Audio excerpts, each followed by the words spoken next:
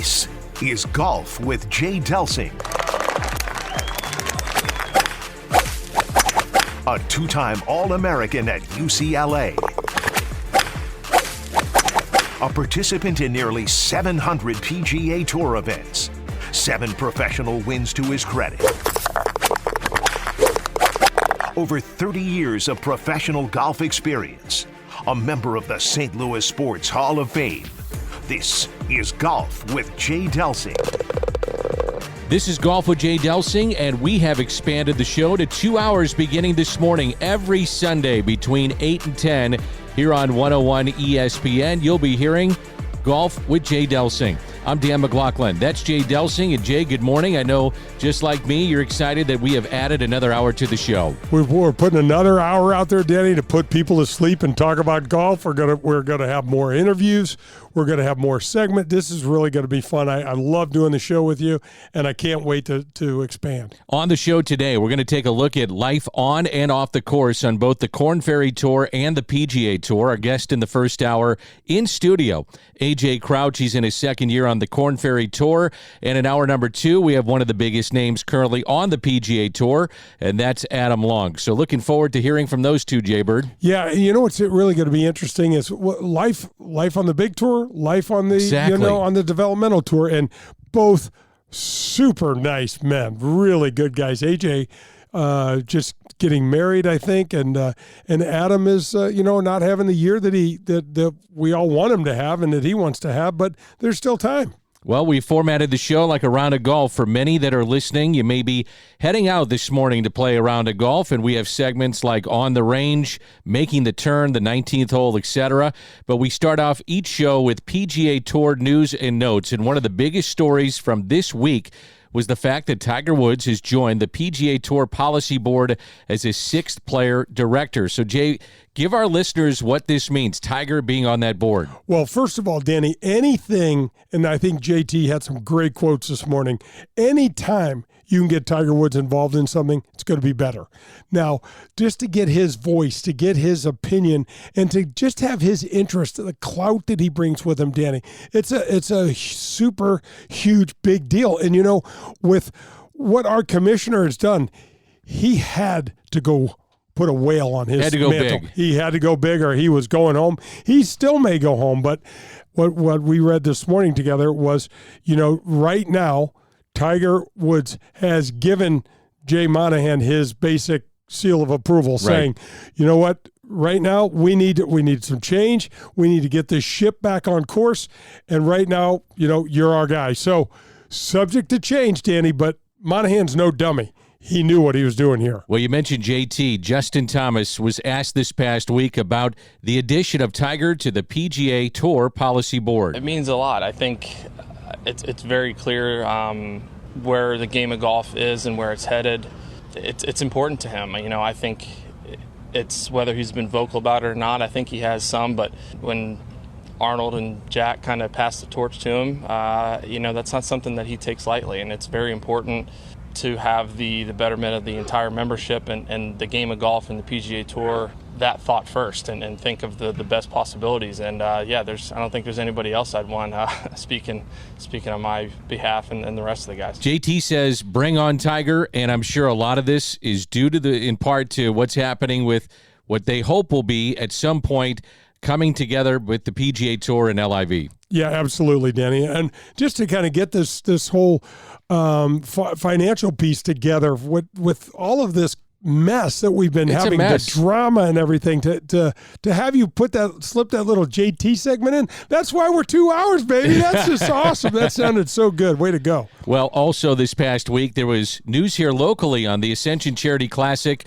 a Zoom press conference with Justin Leonard, Stuart Sink, players that you know well, and Nick Ragone, who gave us an update on the event, which is only a few weeks away. It's amazing to think that we're in year 3 already. I mean, I remember the press conference in October of 2019 when we announced the event, and Jay Delsing, a lot of you were at that press conference, and to think now we're in year 3 and we've become an established stop on PGA Tour champions. It's one of the most looked forward to events, according to the players.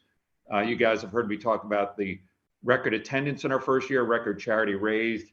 This really is about raising money for North St. Louis County and our charities, the Urban League, Boys and Girls Club, Mary Grove, and just honored that this has become now an elite event on PGA Tour Champions. And I will say that I think PGA Tour Champions is quietly, again, putting together an amazing storyline this season. Sometimes it gets a little overlooked. There's been a lot of off-course noise with what's been going on in professional golf. But if you just look at the storylines of PGA Tour Champions, Bernard Langer passing and surpassing Hale Irwin's record at age 65, which is extraordinary. One of the great stories, I think it's sports, not just golf, that he's still playing elite level golf at 65 and breaking records. And he'll, obviously Hale having a connection to St. Louis, it'll be good to have Bernard back in the field.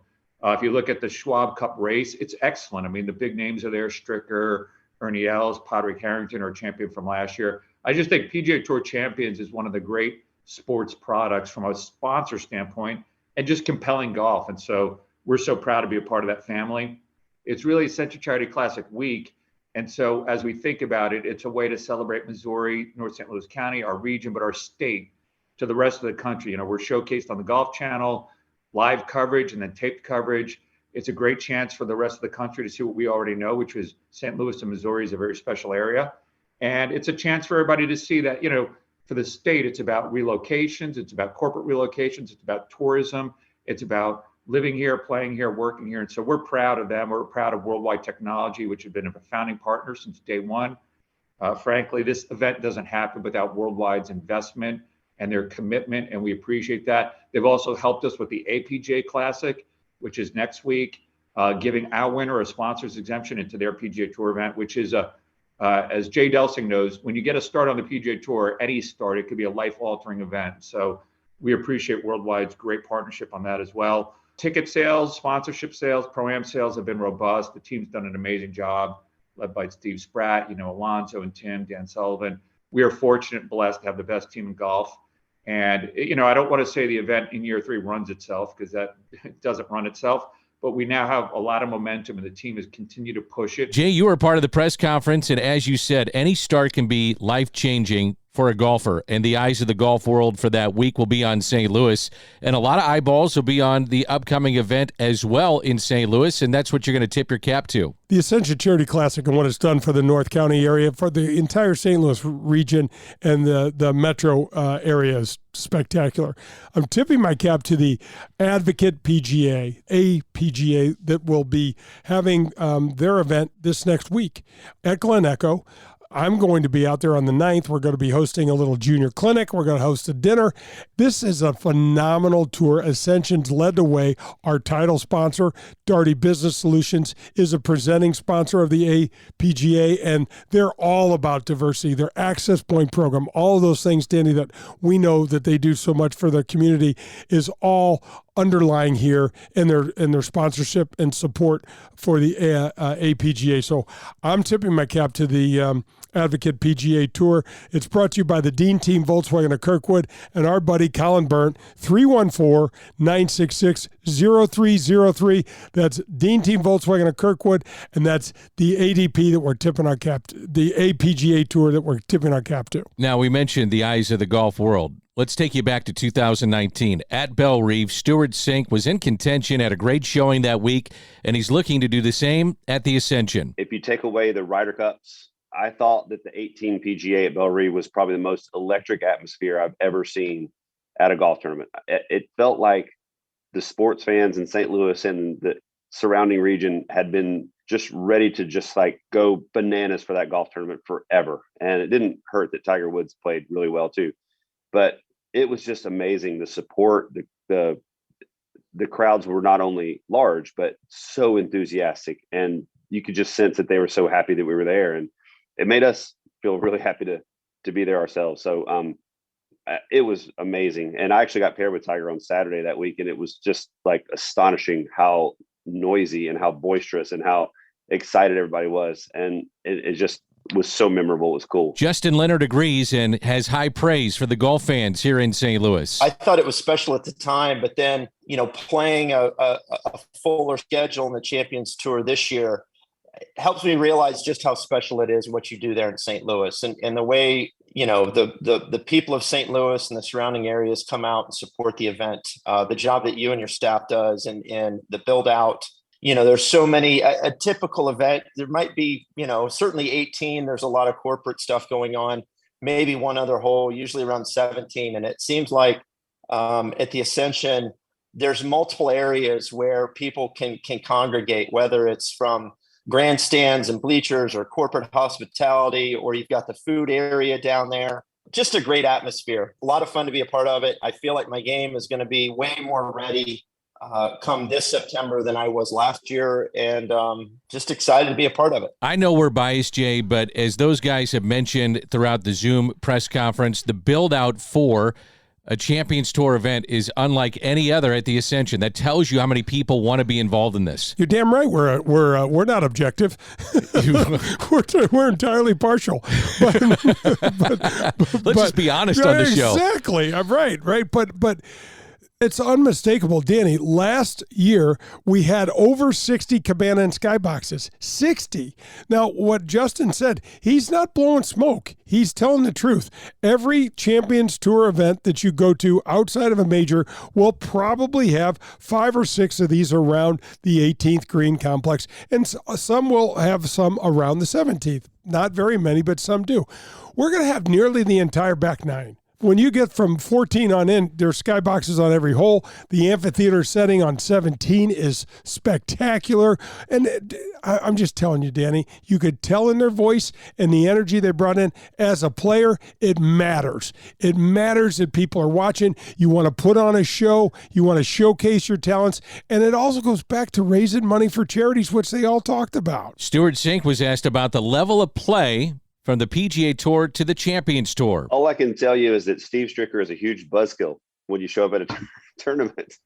I know that comes as no surprise.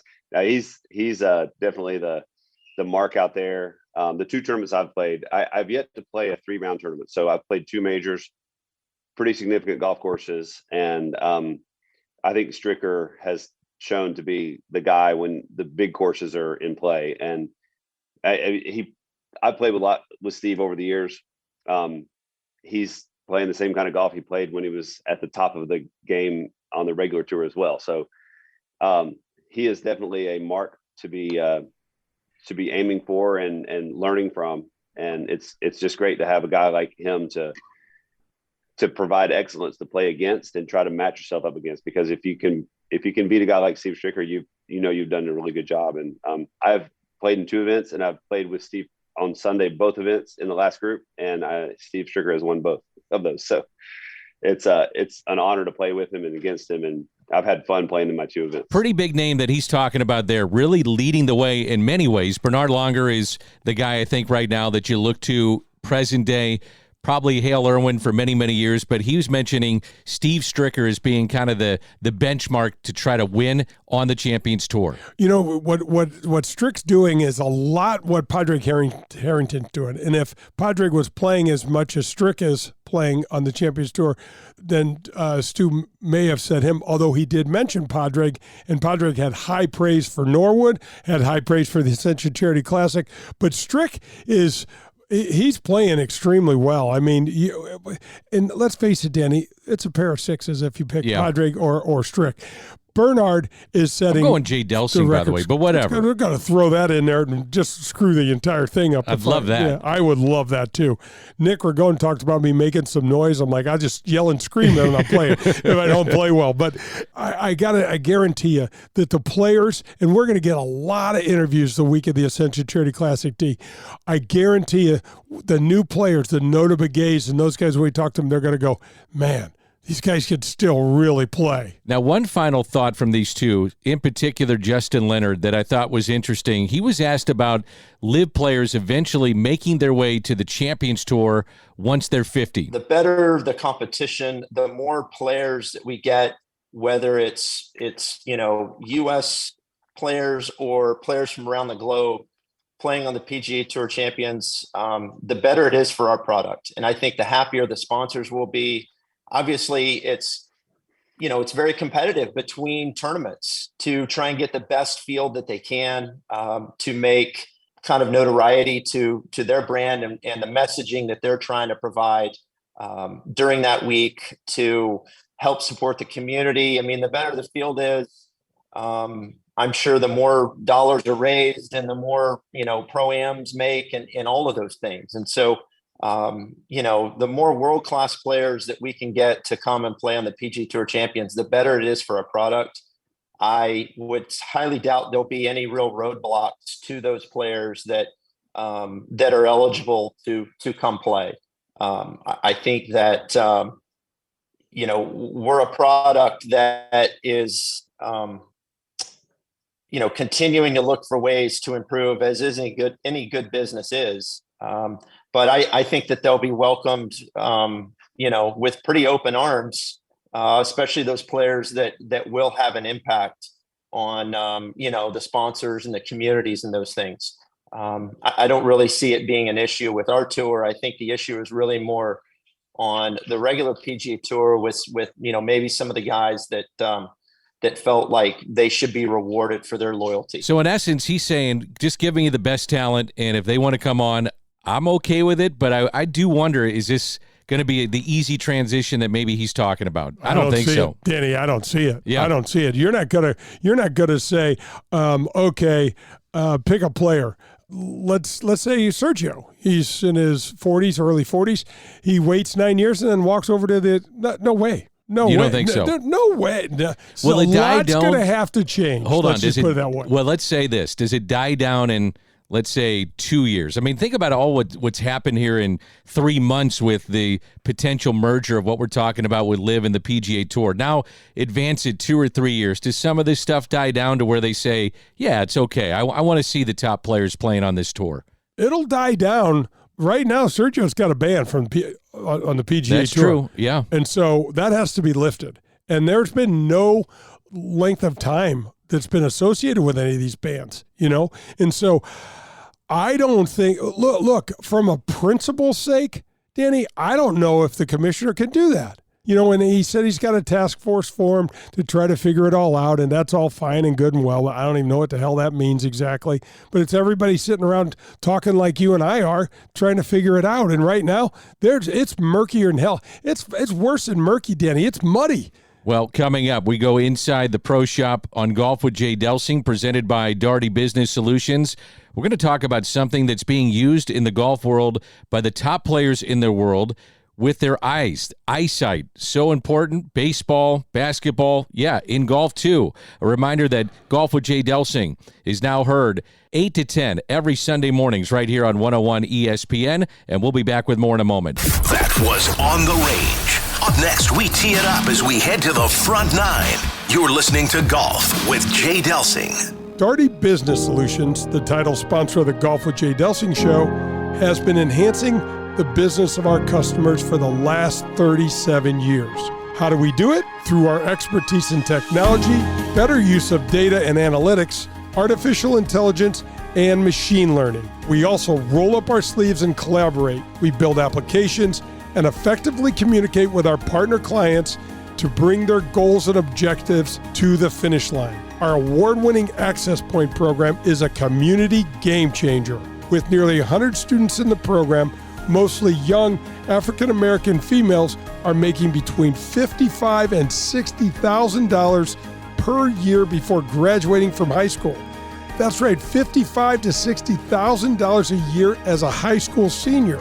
That's when they begin training. CEO Ron Daugherty believes talent is equally distributed, but access to the opportunity is not. So here is Access Point, providing more and more opportunity for those in and around our community. That's Daugherty Business Solutions, changing our community for the better. This is Dan McLaughlin, inviting you to the 21st Annual Dan McLaughlin Golf Tournament to benefit the Special Education Foundation.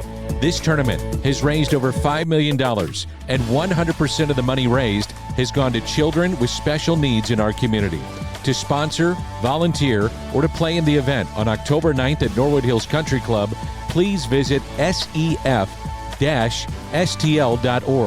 I'll see you on October 9th at Norwood Hills Country Club.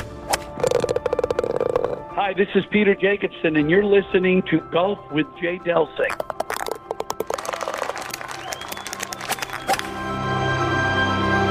The Legends of Golf return to St. Louis in 2023. You won't want to miss one of the strongest fields in golf. Ernie Els, Steve Stricker, Bernard Longer, John Daly, and many more when they compete for the 2023 Ascension Charity Classic title, September 5th through the 10th at historic Norwood Hills Country Club. All proceeds benefit area charities. Together, we were able to donate over $1 million to those most in need last year. Visit AscensionCharityClassic.com.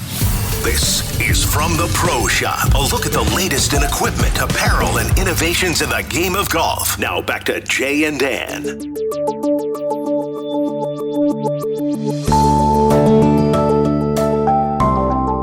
This is Golf with Jay Delsing. Coming up, we'll talk it over with AJ Crouch, learn about life on the Korn Ferry Tour. He's going to be in studio next hour. It's a visit with Adam Long to discuss life on the PGA Tour. Let's head into the Pro Shop. And it's something I find that's so interesting. That's Jay Delsing. I'm Dan McLaughlin.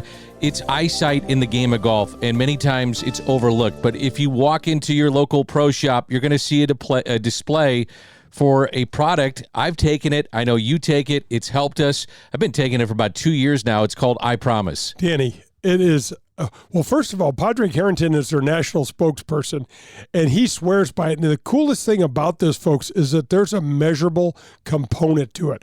It takes a minute. It's pain-free. You get on there, and it measures. What it does is it helps rebuild some of your macular, that prevents macular degeneration, and it's all natural. There's no side effects. There's no harmful anything. It's FDA approved. It's amazing. But when you start thinking about this goes way past golf. If you'd have talked to me about this, Danny, when I was in my 30s, I said, that's great. I'm out. I'm 62. I can't see. I mean, one of the things that I learned at the tail end of my PGA Tour career was we blew it by not wearing sunglasses. You know, when the guy started wearing sunglasses, I remember when David Duval was wearing sunglasses. He's wearing those funky Oakleys. Yeah. Exactly. He was wearing those Oakleys, and he kind of looked like a little robotic guy out there. That was by design. The guy said standing out in the sun with your eyes unprotected, it's one of the worst things you could do. We talk about it all the time. How about when we come out of the studio and then we want to go play and it's so bright and glary, we look at each other like, man, and it's hotter than hell. So we learned, and Danny, this again, in my opinion, is another offshoot of the Tiger Woods effect in the game, because it's brought so much attention, so many eyeballs, so many bright people. The I Promise folks are located right here in St. Louis. They're great people. They're supporting the PGA of America through their Retirement Plus program. They're supporting our section through some of their funding, and now they're going to come on the show. And it's a great product, and it's helped, and it's measurable. That's the thing that I love about it. I remember interviewing Colin Montgomery probably about a year ago, and he came on to talk about I Promise, and we were talking about golf, obviously, and then I shifted the conversation and said, now,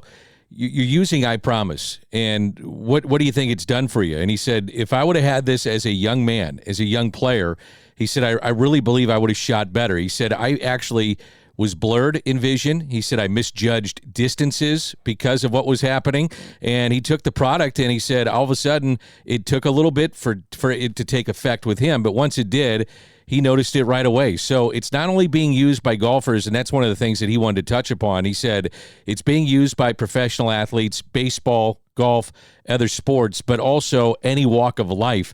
For when you get older, you hit that 49, 50, 51 age, which is Champions Tour age. He said he's really turned it on to a lot of those guys too, but when you hit that age, it's made a huge difference with him and a lot of his buddies on tour. Yeah, there's no question. And the Boston Red Sox use it as their official eye product, and a lot of individuals are using it in MLB and things like that. And, you know, Ted Williams talked about how important his eyesight is, Danny. We both love the game of baseball.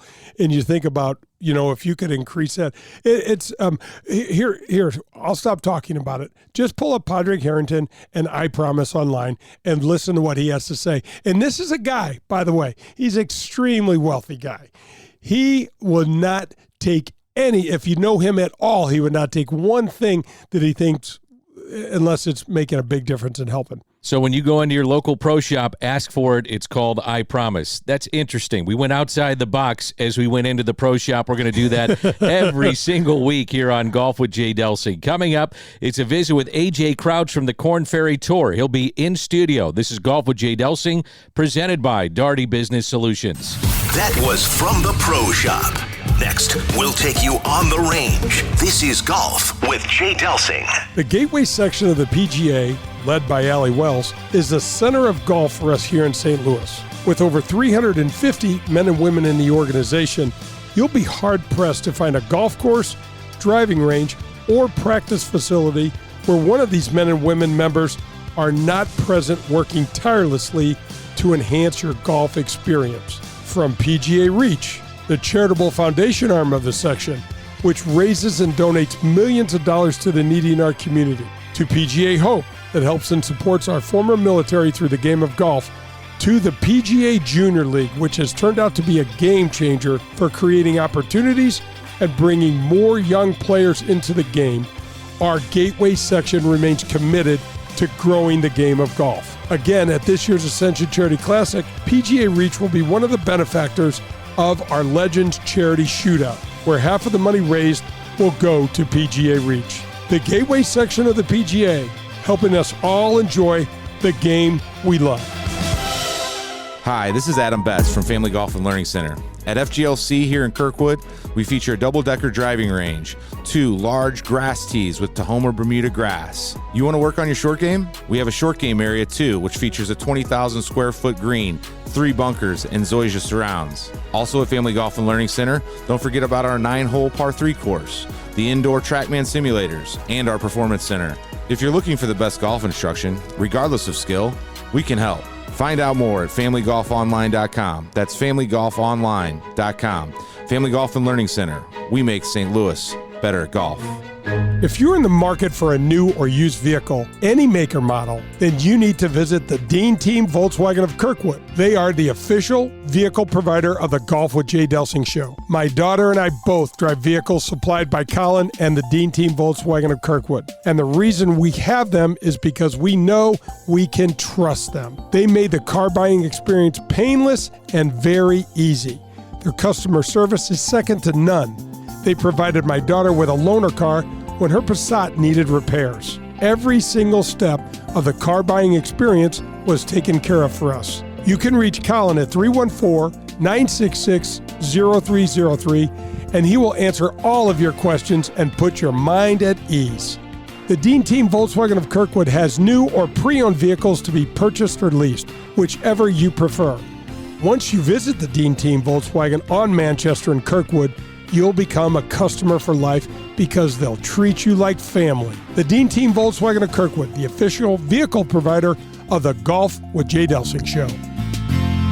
This is Golf with Jay Delsing. To connect with Jay, log on to jdelsinggolf.com now. Let's go on the range with Jay and Dan. This is On the Range, and this is Golf with Jay Delsing, presented by Daugherty Business Solutions. That's Jay Delsing. I'm Dan McLaughlin. And starting this morning, we've expanded our show to 2 hours, 8 to 10, right here on 101 ESPN. Every Sunday morning, 8 to 10, here on 101 ESPN. As we mentioned before, AJ Crouch is in his second year on the Korn Ferry Tour. He is our guest here in hour number 1. And AJ, thanks for coming in. We appreciate it. I'm glad to be here. This is, you guys must have been struggling if you're going to find the 120 ranked dude on the Korn Ferry Tour. We are struggling. No way. We love it. We love it. We're glad you're here. We also know that you're inside the top 1,000 in the official world golf rankings. Yeah, I think I'm better than Tiger now, right? Yeah, exactly. Yeah. And you're heading in a different direction. Not many could say that. That's a good point. Right. Yeah. Kicking Tiger's ass in the world rankings. Oh, yeah. But so, AJ, one of the things that I think people really find interesting is just life on the tour. This is your second year. Let's take us through how, professional golf came about for you, because I know you played at University of Florida. Yeah, so I grew up, I was just kind of always a good athlete who played a lot of sports, good athlete who could play golf. And I got to Florida and I kind of lost my game for a little bit and had to figure it out. So I kind of took a little longer, late bloomer. Hopefully I haven't bloomed yet. But I'm starting to figure it out, and these guys are good, man. I mean, you're going to see guys that are going to be on the PGA Tour next year. They're going to be future major champions, Ryder Cuppers. So there's a lot of talent, and it's tough to compete against them. Where are you from? Did you grow up in a warm weather area that allowed you to play golf? I grew up in Jacksonville, Florida. Okay.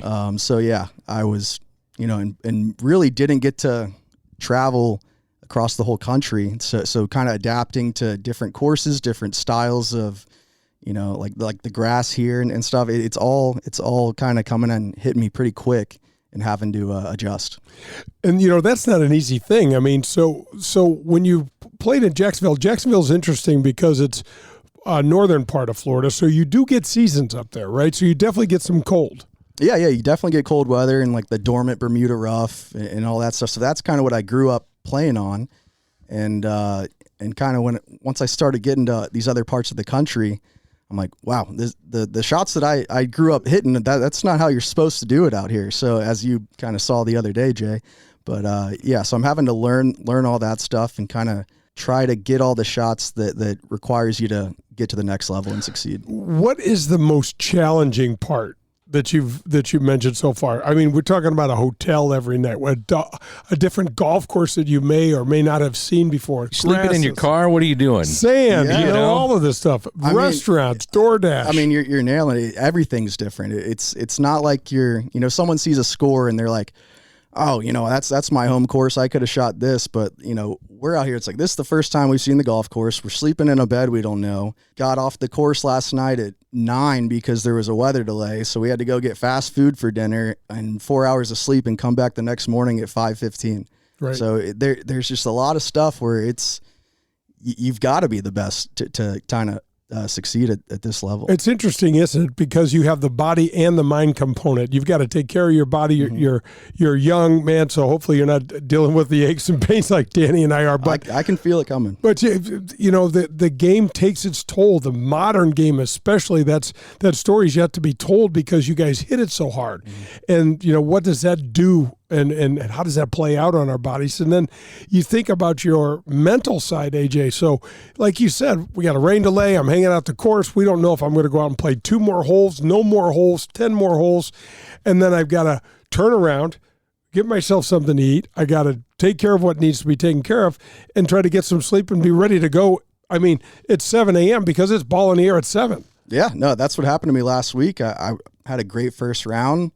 Had about 4 hours of sleep, came back, and body doesn't feel quite the same when you wake up at 4:30 in the morning. And I had a bad swing, made a bogey, and boom, miscut. You're going home. Yeah. I would imagine that you guys watch the PGA and you say, I can be that guy. I'm not that far away. And you talk internally about that, like your buddies, and you say, what gets you over the top? What's getting you over the top? So when you compare the Korn Ferry to the PGA, and you're not far away at all, what are the guys saying that this is the difference between us and them? Yeah, there really isn't much. I mean, you've got the like elite players, the top 30 guys out there where you're just like, wow, that's different.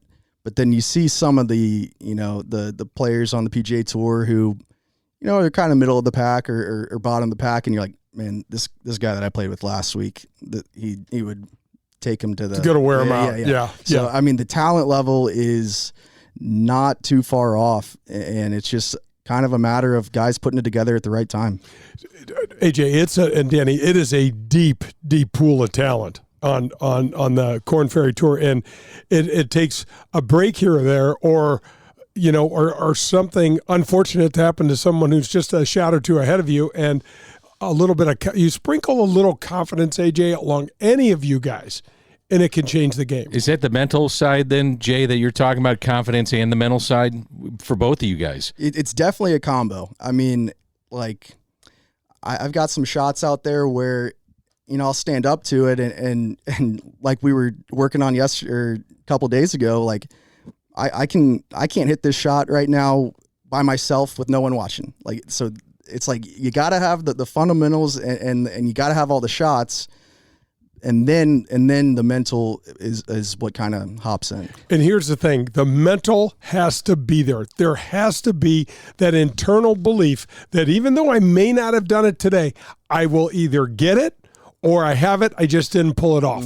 It's not that, oh my gosh, I'll never be able to do this thing, or else you'll get run over. Right. And that's kind of what's, kept me going is I just know somewhere deep down, it's like, I can't do it right now. I don't feel it right now, but I'm going to figure it out.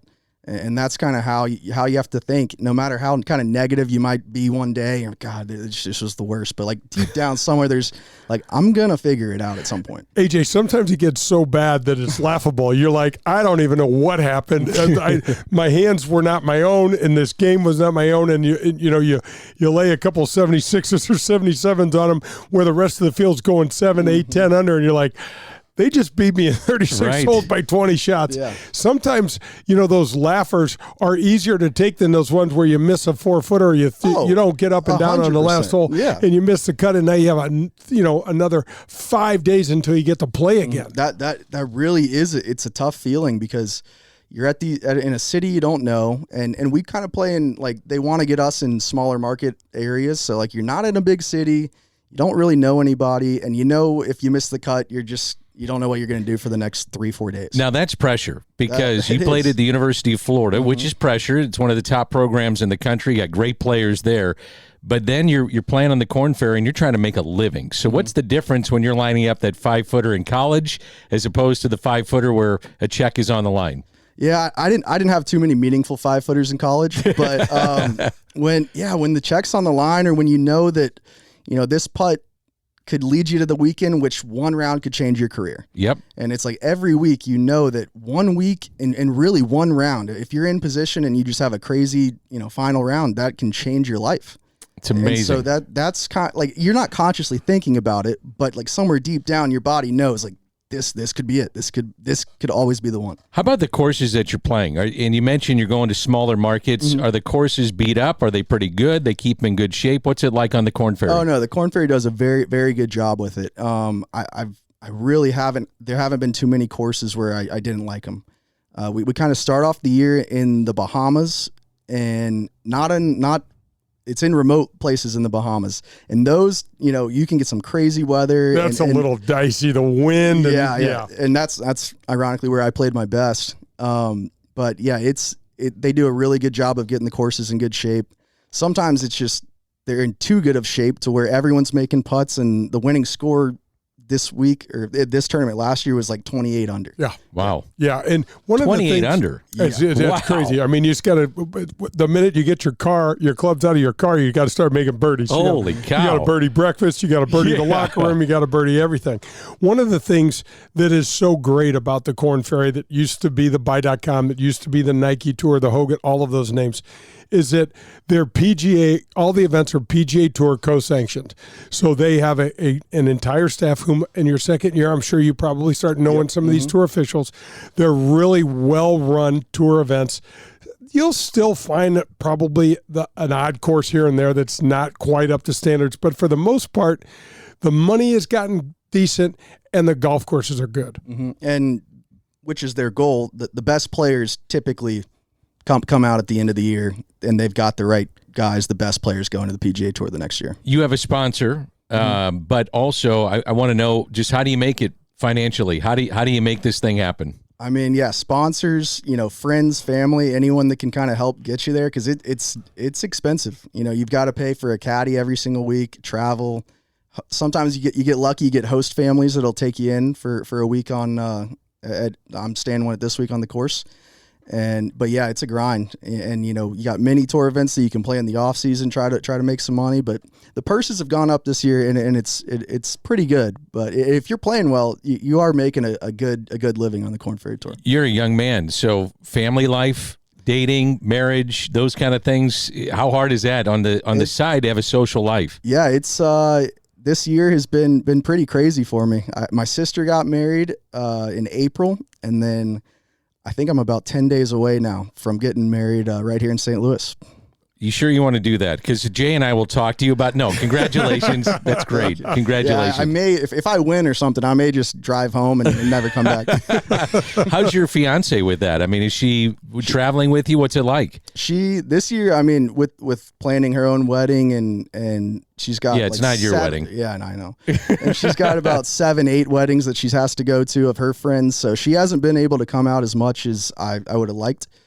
And she would have liked as well, but she was an athlete, and she knows how hard it is, and she's very supportive, and I really appreciate his that. fiancée, Helen, got a volleyball scholarship to LSU. She played on the national team, I think, and she got LSU in Florida together? Yeah, SEC? I know. Yeah, right after they just kicked our butts in baseball last night. I saw that. That was a toughie. Mm-hmm. That's got to be tough, though.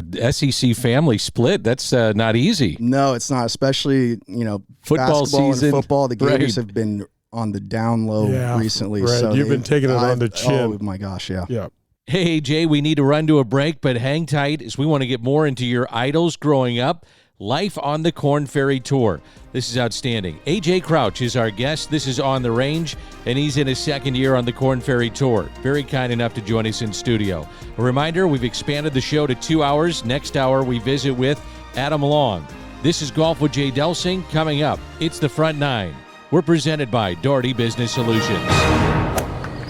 You're listening to Golf with Jay Delsing on 101 ESPN. Every Sunday from 8 to 10, you'll get the biggest names in golf, updates on the latest equipment and innovations in the game, and tips from a PGA Tour professional. That's Golf with Jay Delsing. Every Sunday, 8 to 10 on 101 ESPN. You all know by now that Marcone is a fantastic community steward. From donating service dogs for our wounded heroes in need to supporting our men and women first responders through the Backstoppers. This year at the 2023 Ascension Charity Classic, Marcone will once again sponsor the military viewing deck on the 18th hole at Norwood Hills. This is a specifically designed area for our military, police and fire, and first responders. Marcone will have complimentary food and beverage, as well as ample seating for our friends to watch some great PGA Tour Champions golf from a perfect vantage point. And did I mention that entrance into the Ascension Charity Classic the entire week is complimentary? That's right. It's completely free for our men and women in the military, police and fire, and first responders. Reach out to us at ascensioncharityclassic.com or me at j@jdelsinggolf.com for more information and tickets. It's Marcone, proud sponsor of the Golf with Jay Delsing show.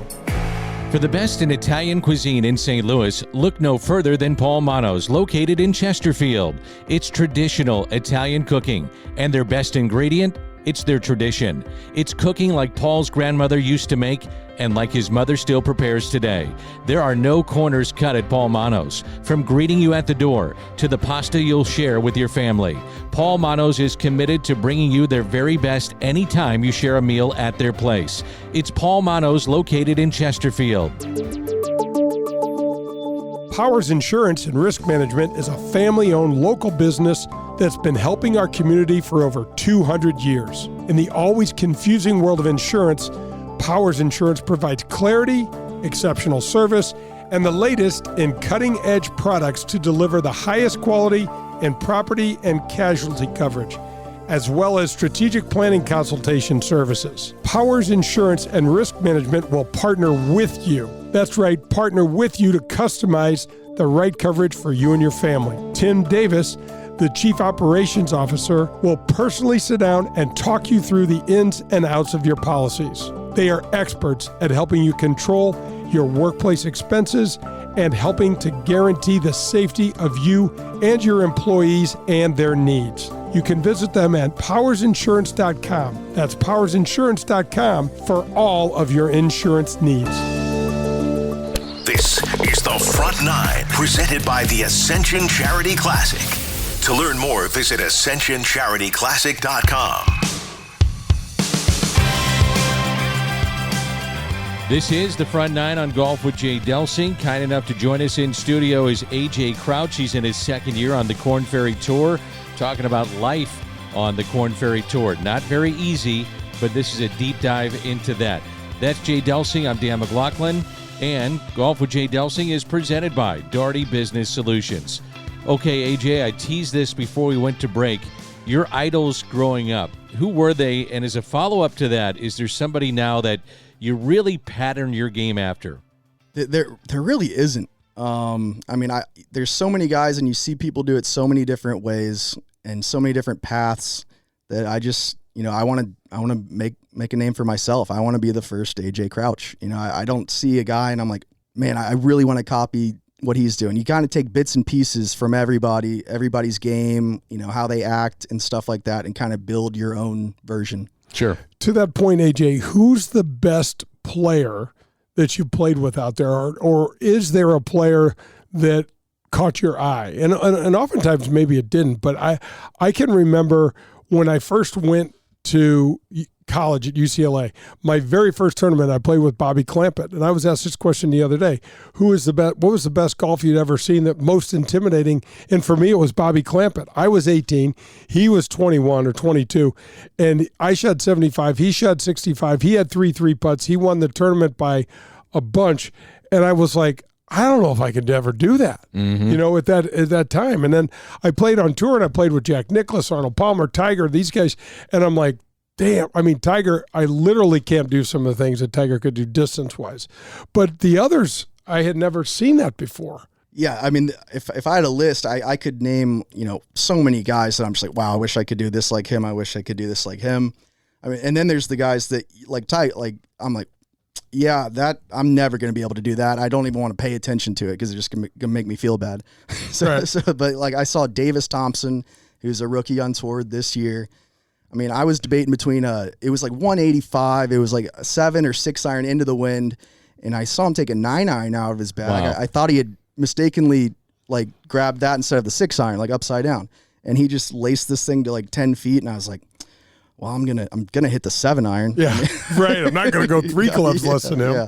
So tell us a little bit, for fans that don't know, how it works for you guys in terms of getting to the next event, making cuts, exemptions for certain events. How does that all work on the Korn Ferry Tour? Luckily, I really haven't, like, there's conditional status and then full status, and I've been fortunate enough to where I got on the Korn Ferry Tour through Q School, and I came in 6th in my first event. And so you get conditional status, but then I came in 6th, and they're like, yeah, you're good for the year. And I was like, oh, that's a weight lifted off my shoulders. And then I kind of snuck in at the top 75, retain their card and can play in any every single Korn Ferry event next season. So I think I came in 72nd last year.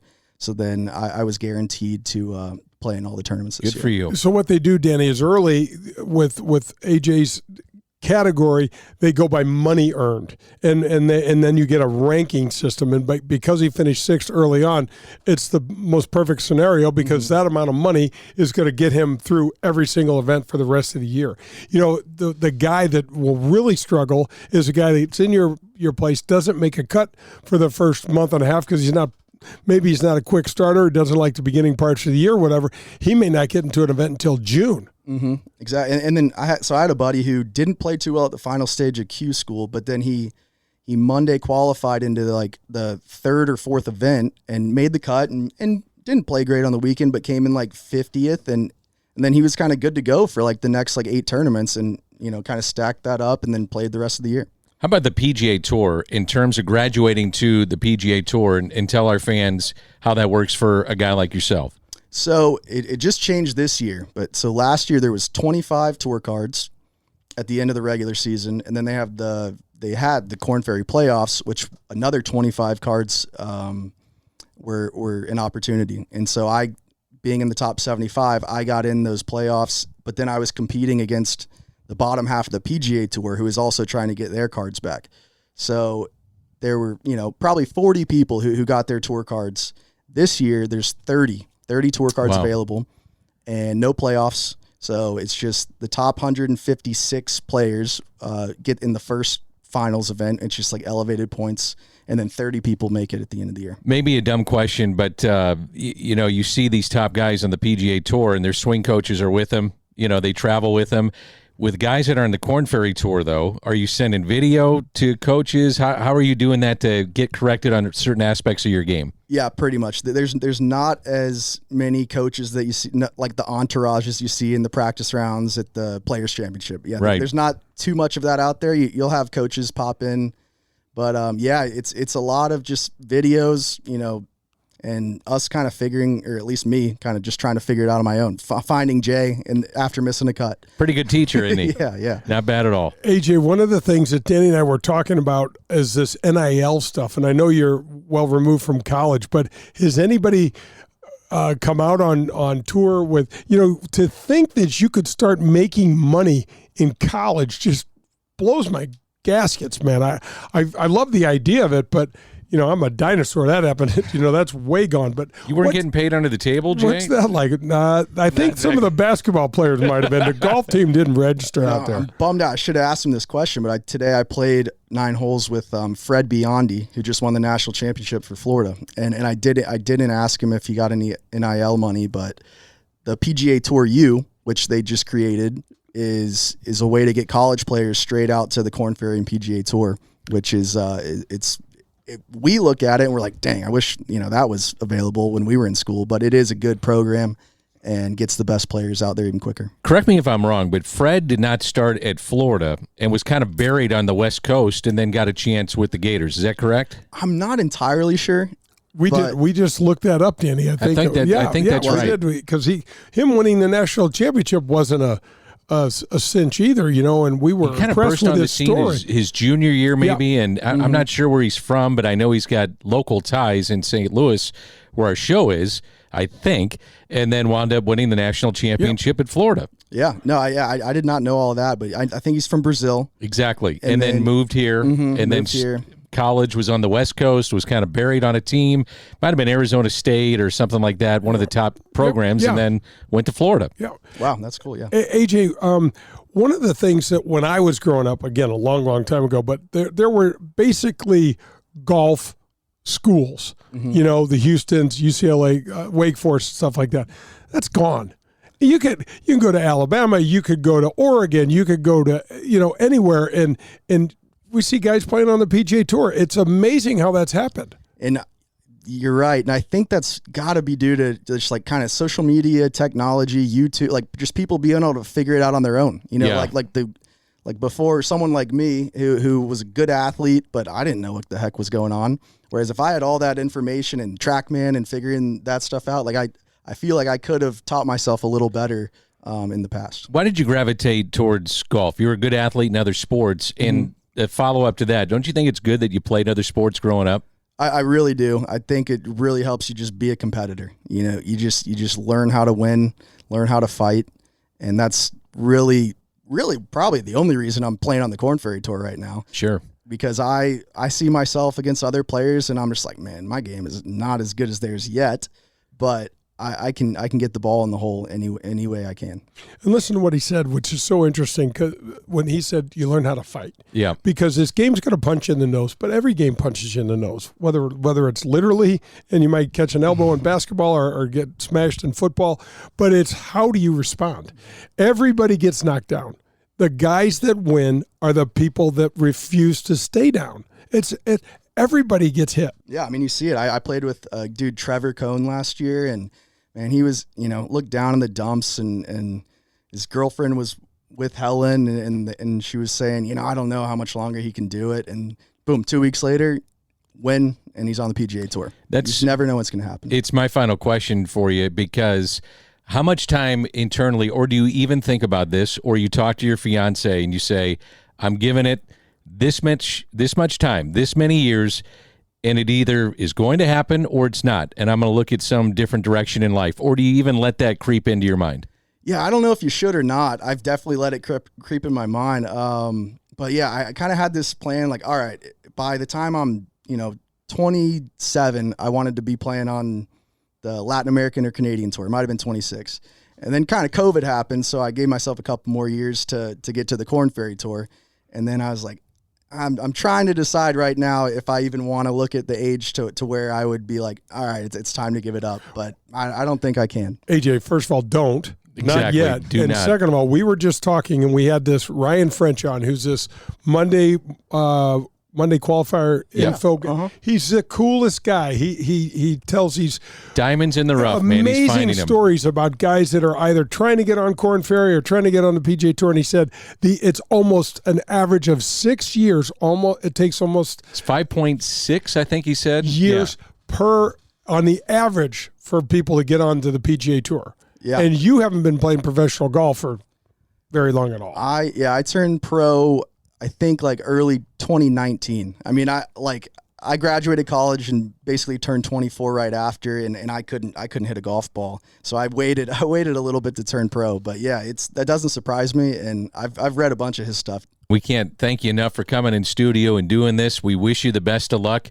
And don't forget about us when you're on the PGA Tour, okay? We're going to be calling. You better not change your number or any of that forget other about stuff, us. man. Not at all. I will come right back here with the trophy if it happens this Oh, week. yeah. We'll bring all the beverages you need. We'll figure all that other stuff out. It's awesome. Thanks, Yeah. AJ. No, thanks for having me. That's AJ Crouch. We're in hour number 1 of Golf with Jay Delsing. AJ, again, thank you so much for coming in studio, and it's great insight into the Korn Ferry Tour. That's Jay Delsing. I'm Dan McLaughlin. This is Golf with Jay Delsing. Coming up, we'll go halfway home and making the turn. That's coming up on Golf with Jay Delsing, presented by Daugherty Business Solutions. That was the Front Nine on Golf with Jay Delsing, presented by the Ascension Charity Classic. We're halfway home, and next, we'll make the turn. Hey, this is Jay Delsing, and we golfers are always looking for ways to improve our games. For me, that means I want the very best and the very latest in equipment and in technology. The place for me is Pro-Am Golf in Brentwood. Tom DeGrand opened Pro-Am Golf Center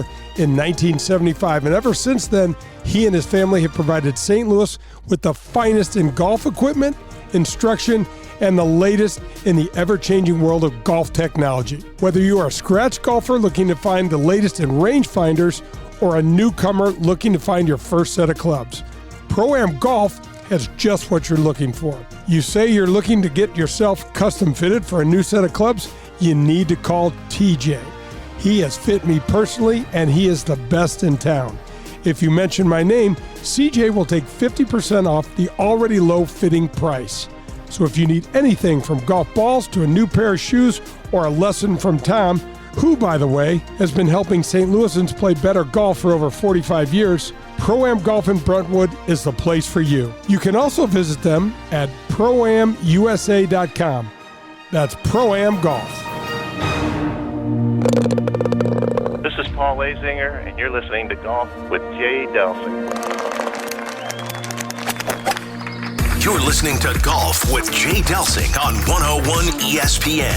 Every Sunday from 8 to 10, you'll get the biggest names in golf, updates on the latest equipment and innovations in the game, and tips from a PGA Tour professional. That's Golf with Jay Delsing, every Sunday 8 to 10 on 101 ESPN. I want to welcome Redbird Heating and Cooling to the Golf with Jay Delsing show. You can reach them at 314-320-9507 or on the website redbirdhvac.com. CEOs Jed Dickinson and Jerry Pearson run the area's most responsive and dedicated heating and cooling company that's been conscientiously supporting the St. Louis area for the last decade. Just last month, when my air conditioner stopped working, Jed and his team were at my home at 7 a.m. to replace one unit and then repair the other.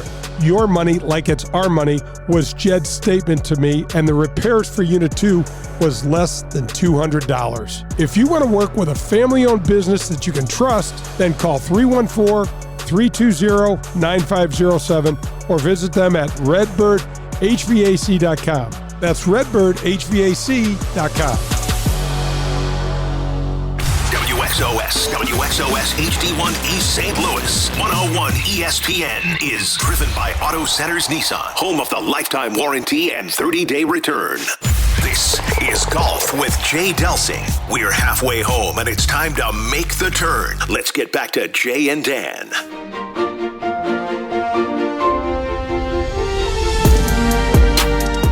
This is Golf with Jay Delsing, presented by Daugherty Business Solutions. Many thanks to AJ Crouch for joining us in studio and giving us a lot of perspective on life on the Korn Ferry Tour. A little later, we'll visit with Adam Long, who's not only on the PGA Tour, but has won on the PGA Tour. We call this halfway home and making the turn. Jay, let's talk about the mini tours or even specifically the Korn Ferry Tour. There are sensational players that are so close to getting their PGA Tour cards. Oh, Danny, no question. I tell everyone, go out and watch a Korn Ferry event. You're going to see future Hall of Famers out there. I'm not kidding you. Think about this, folks. Just from a sheer number standpoint, there's 125 jobs on the PGA Tour. That's it. Compared to any of the other sports leagues. I mean, there's 25, we got 26-man rosters now in MLB. We got 25 in the NHL, 30 teams, all of this other stuff. 125. The NBA is the smallest number of players, and it dwarfs it. There's still 800, okay? So these guys could play on the PGA Tour right now. So many of them. They just have...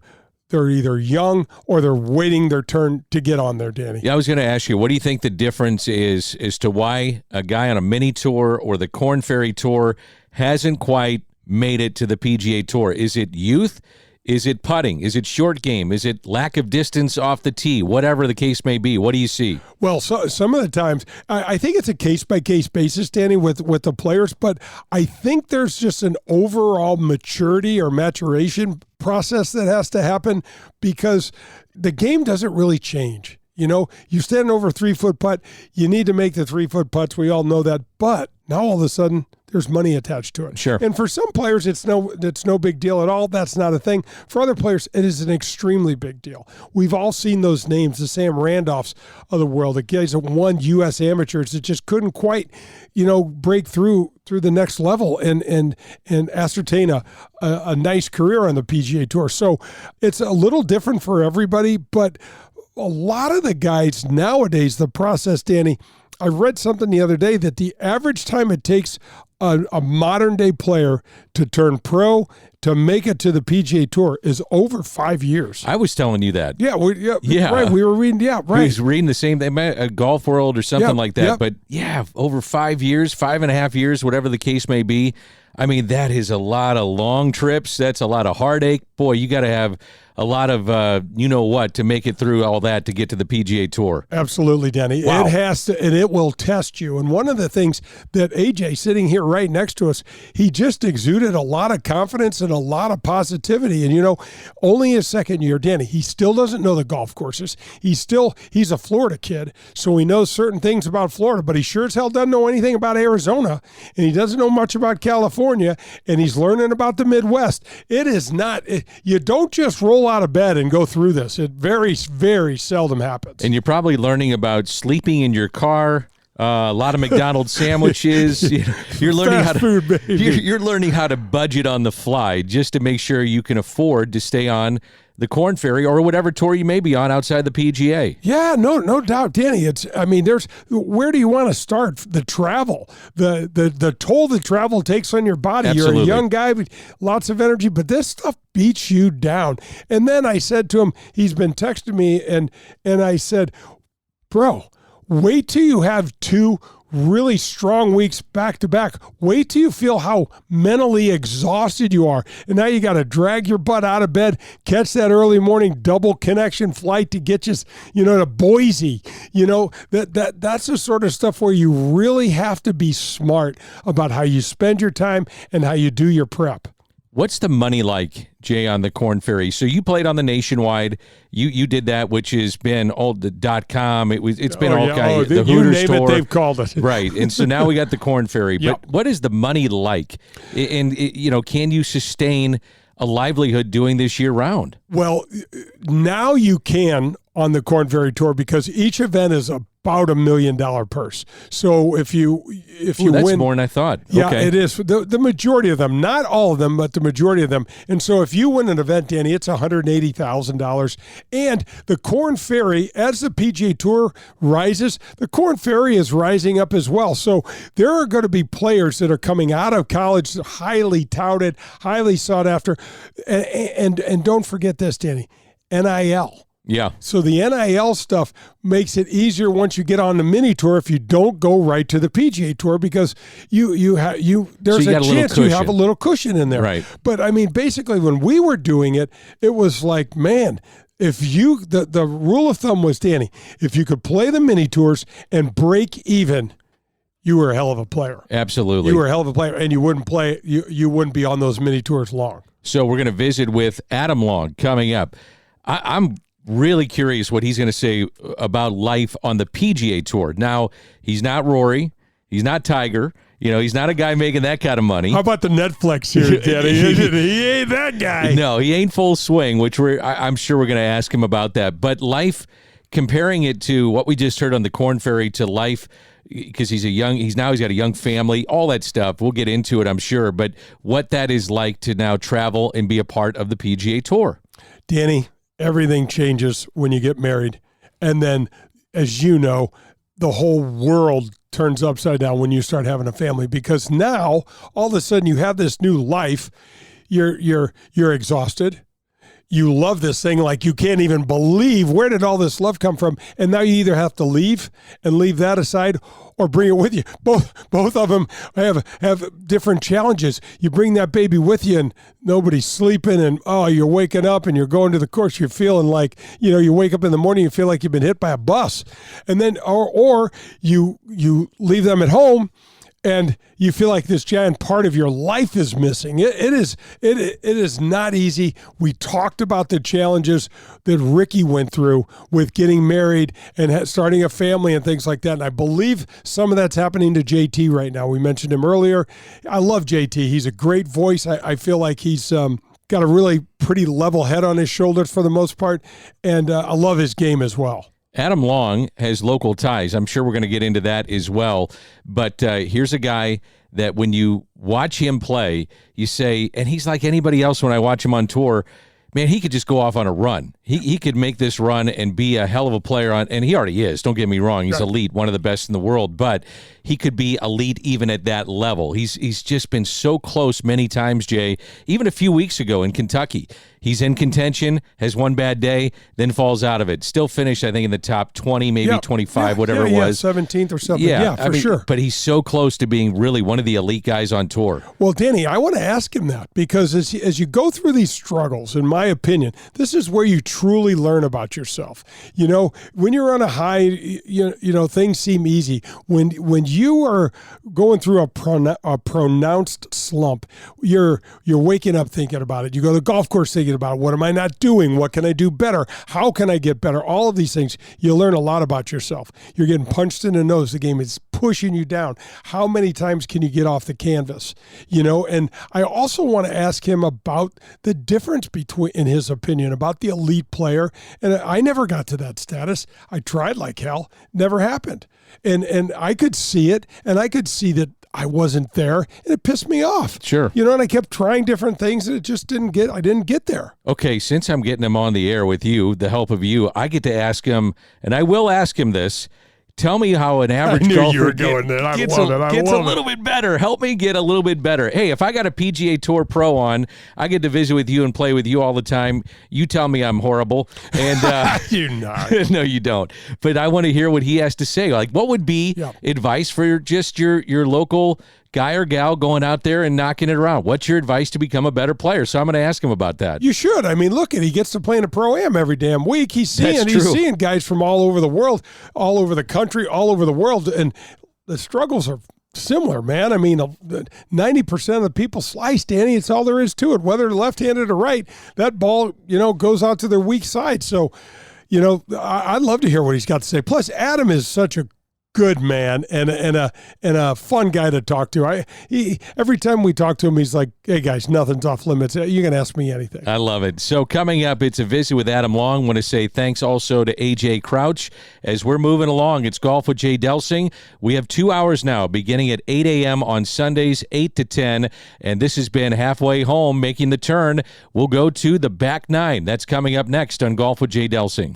That was Making the Turn. Coming up, we head to the back nine. You're listening to Golf with Jay Delsing. Darty Business Solutions, the title sponsor of the Golf with Jay Delsing show, has been enhancing the business of our customers for the last 37 years.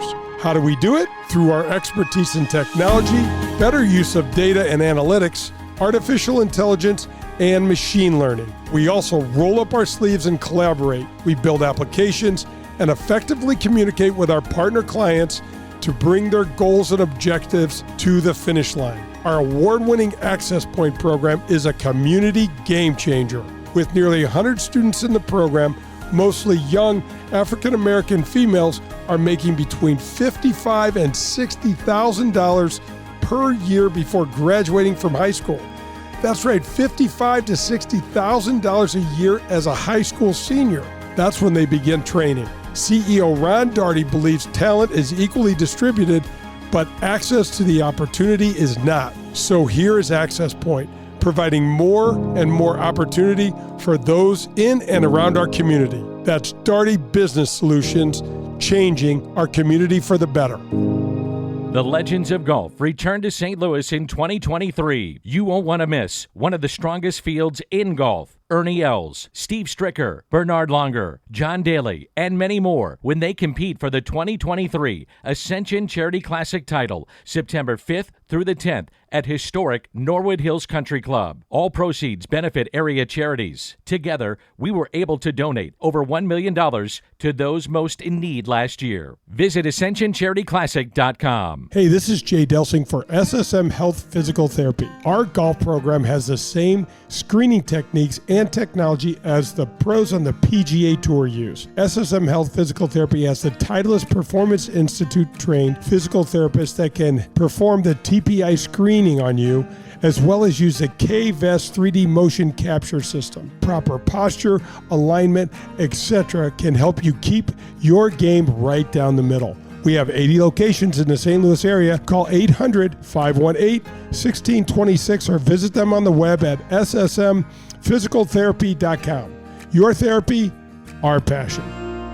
This is Dan McLaughlin, inviting you to the 21st Annual Dan McLaughlin Golf Tournament to benefit the Special Education Foundation. This tournament has raised over $5 million, and 100% of the money raised has gone to children with special needs in our community. To sponsor, volunteer, or to play in the event on October 9th at Norwood Hills Country Club, please visit sef-stl.org. I'll see you on October 9th at Norwood Hills Country Club. You're listening to Golf with Jay Delsing on 101 ESPN.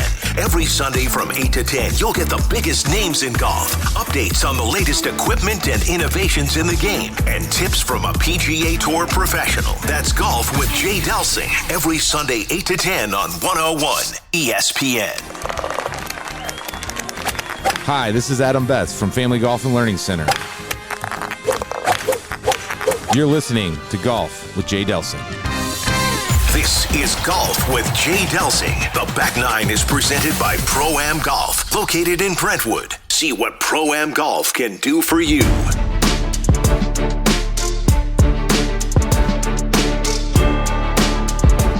This is hour number 2 of Golf with Jay Delsing, presented by Daugherty Business Solutions. Again, a reminder, we keep telling you this, but Golf with Jay Delsing, starting today, has expanded to 2 hours, 8 to 10, and we are in hour number 2. We call this the Back Nine.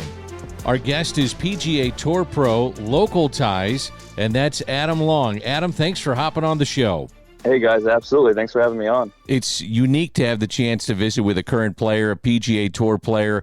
What is your shot preparation like for a tournament and shot routine? We're going to get into that, but shot preparation for a tournament, what's it like for you? Yeah, it varies week to week. Some weeks you're struggling with a certain part of your game you feel like you need to put a little more time into, but, my coach, Josh Gregory, and I make sure we get, check all the boxes. So we're always doing a lot of wedge work and chipping and putting. It's easy to kind of glance over those areas, but come Thursday, your fields get a little different anyway, and it's like you got to just play golf. So you end up relying a lot on your short game and your putting anyway. So you spend a lot of time on distance wedges, and based on where we're at in the country and the turf and everything, it can be a little different. But try to make sure you do a little bit of everything for sure. Man, I can't believe 5 years already. That's just fantastic. It's got to sound so good when they announce you as a PGA Tour winner, man. That is really awesome. Yeah, it's a good feeling. The Players Championship is the only week that they announce it as a PGA Tour winner, and it's kind of, you just have to take a second and appreciate that, and it's good memories for sure. And obviously going back to Palm Springs each year, they announce me as a past champion, so that's a nice feeling as well. And you try to try to go back to those memories a little bit and appreciate it, because this game can beat you up a lot. It's been beating me up a whole lot this last year, and so the more you can kind of go back and relive those highlights, the better you'll be. Adam, one year I got paired with Nick Faldo on a Sunday up in Flint, and the starter back then used to go over, major accomplishments. And when they started announcing Faldo's, I could have went and made a sandwich. I was like, you got to be kidding me, man. That was right. It was crazy. But Adam, talk a little bit about tour life for the people that don't really know about it. I mean, the challenges of being married are one thing, but having children, your wife Emily and the kids travel with you, without you, all of it represents a different type of challenge I know you're a dad that cares. I know you're a dad that wants to be involved, and it's a big challenge, isn't it? Yeah, it's changed a lot. I have a 3-year-old and a 10-month-old at home, and they get out a little bit here and there. They traveled actually quite a bit recently, which was nice, but they'll probably not travel now until maybe even Sea Island in November. So it's just, you got to kind of pick those little swings where you can either drive to a few in a row or some easy flights and things like that, because traveling with kids, especially young kids and toddlers, is a nightmare. So we do a good job of a little bit of both, and my wife's awesome about it. She understands, like, I love having them out here. It's fun. It's a distraction. It can keep you from thinking about golf all the time, but it can also be a burden sometimes as far as just transportation, traveling. You can't take the late flight or leave early in the mornings on a Monday in between tournaments. You got to stay in a different place. It's more expensive to get a house than it is a hotel room and things like that. So there's a lot more that goes into it with family, but and everybody's all over the board out here. We got guys that are 50 years old and their kids are going to college or looking at colleges, and then you have guys that are 22 years old that just can't even imagine having a girlfriend. So it's funny how we've got a wide spectrum of guys out here, but it becomes a little bit of a fraternity in a sense that it's a nice family, really, because a lot of us have kids that are the same age and they're going to the schools out here together, and the wives get to know each other and they become friends, and you start staying in some houses with some other families, and it makes it a little bit more fun, but it definitely comes with its challenges. Adam Long is our guest, and I'm not sure if you watch Full Swing on Netflix, but the average fan would say, oh, my goodness, that's how these guys are traveling. This is what it's like. That's not necessarily the case, is it? Yeah, we joke about that all the time. Like whenever we're in like a travel pickle or something, like where's the Netflix cameras here this time? It's like I did get a laugh out of that. Like, you following those guys, sure, they're living a pretty different life than most of us. We're flying commercial and usually we do get a courtesy car each week, so that is a nice benefit. But there are a few weeks here and there that we have to just rent our own rental cars through the normal, get on the shuttle with our bags and the whole deal. So we're normal people, most of us anyway. Adam, tell us a little bit about your game. We know it hasn't been the sort of year that you'd like, but you've still got some time left. And, one of the things that I was constantly reminding myself when I was in your situation is that PGA Tour players make 80% of their money in 6 tournaments, so it's really about a nice little streak and a sprint towards the end of the year, and it can all be good.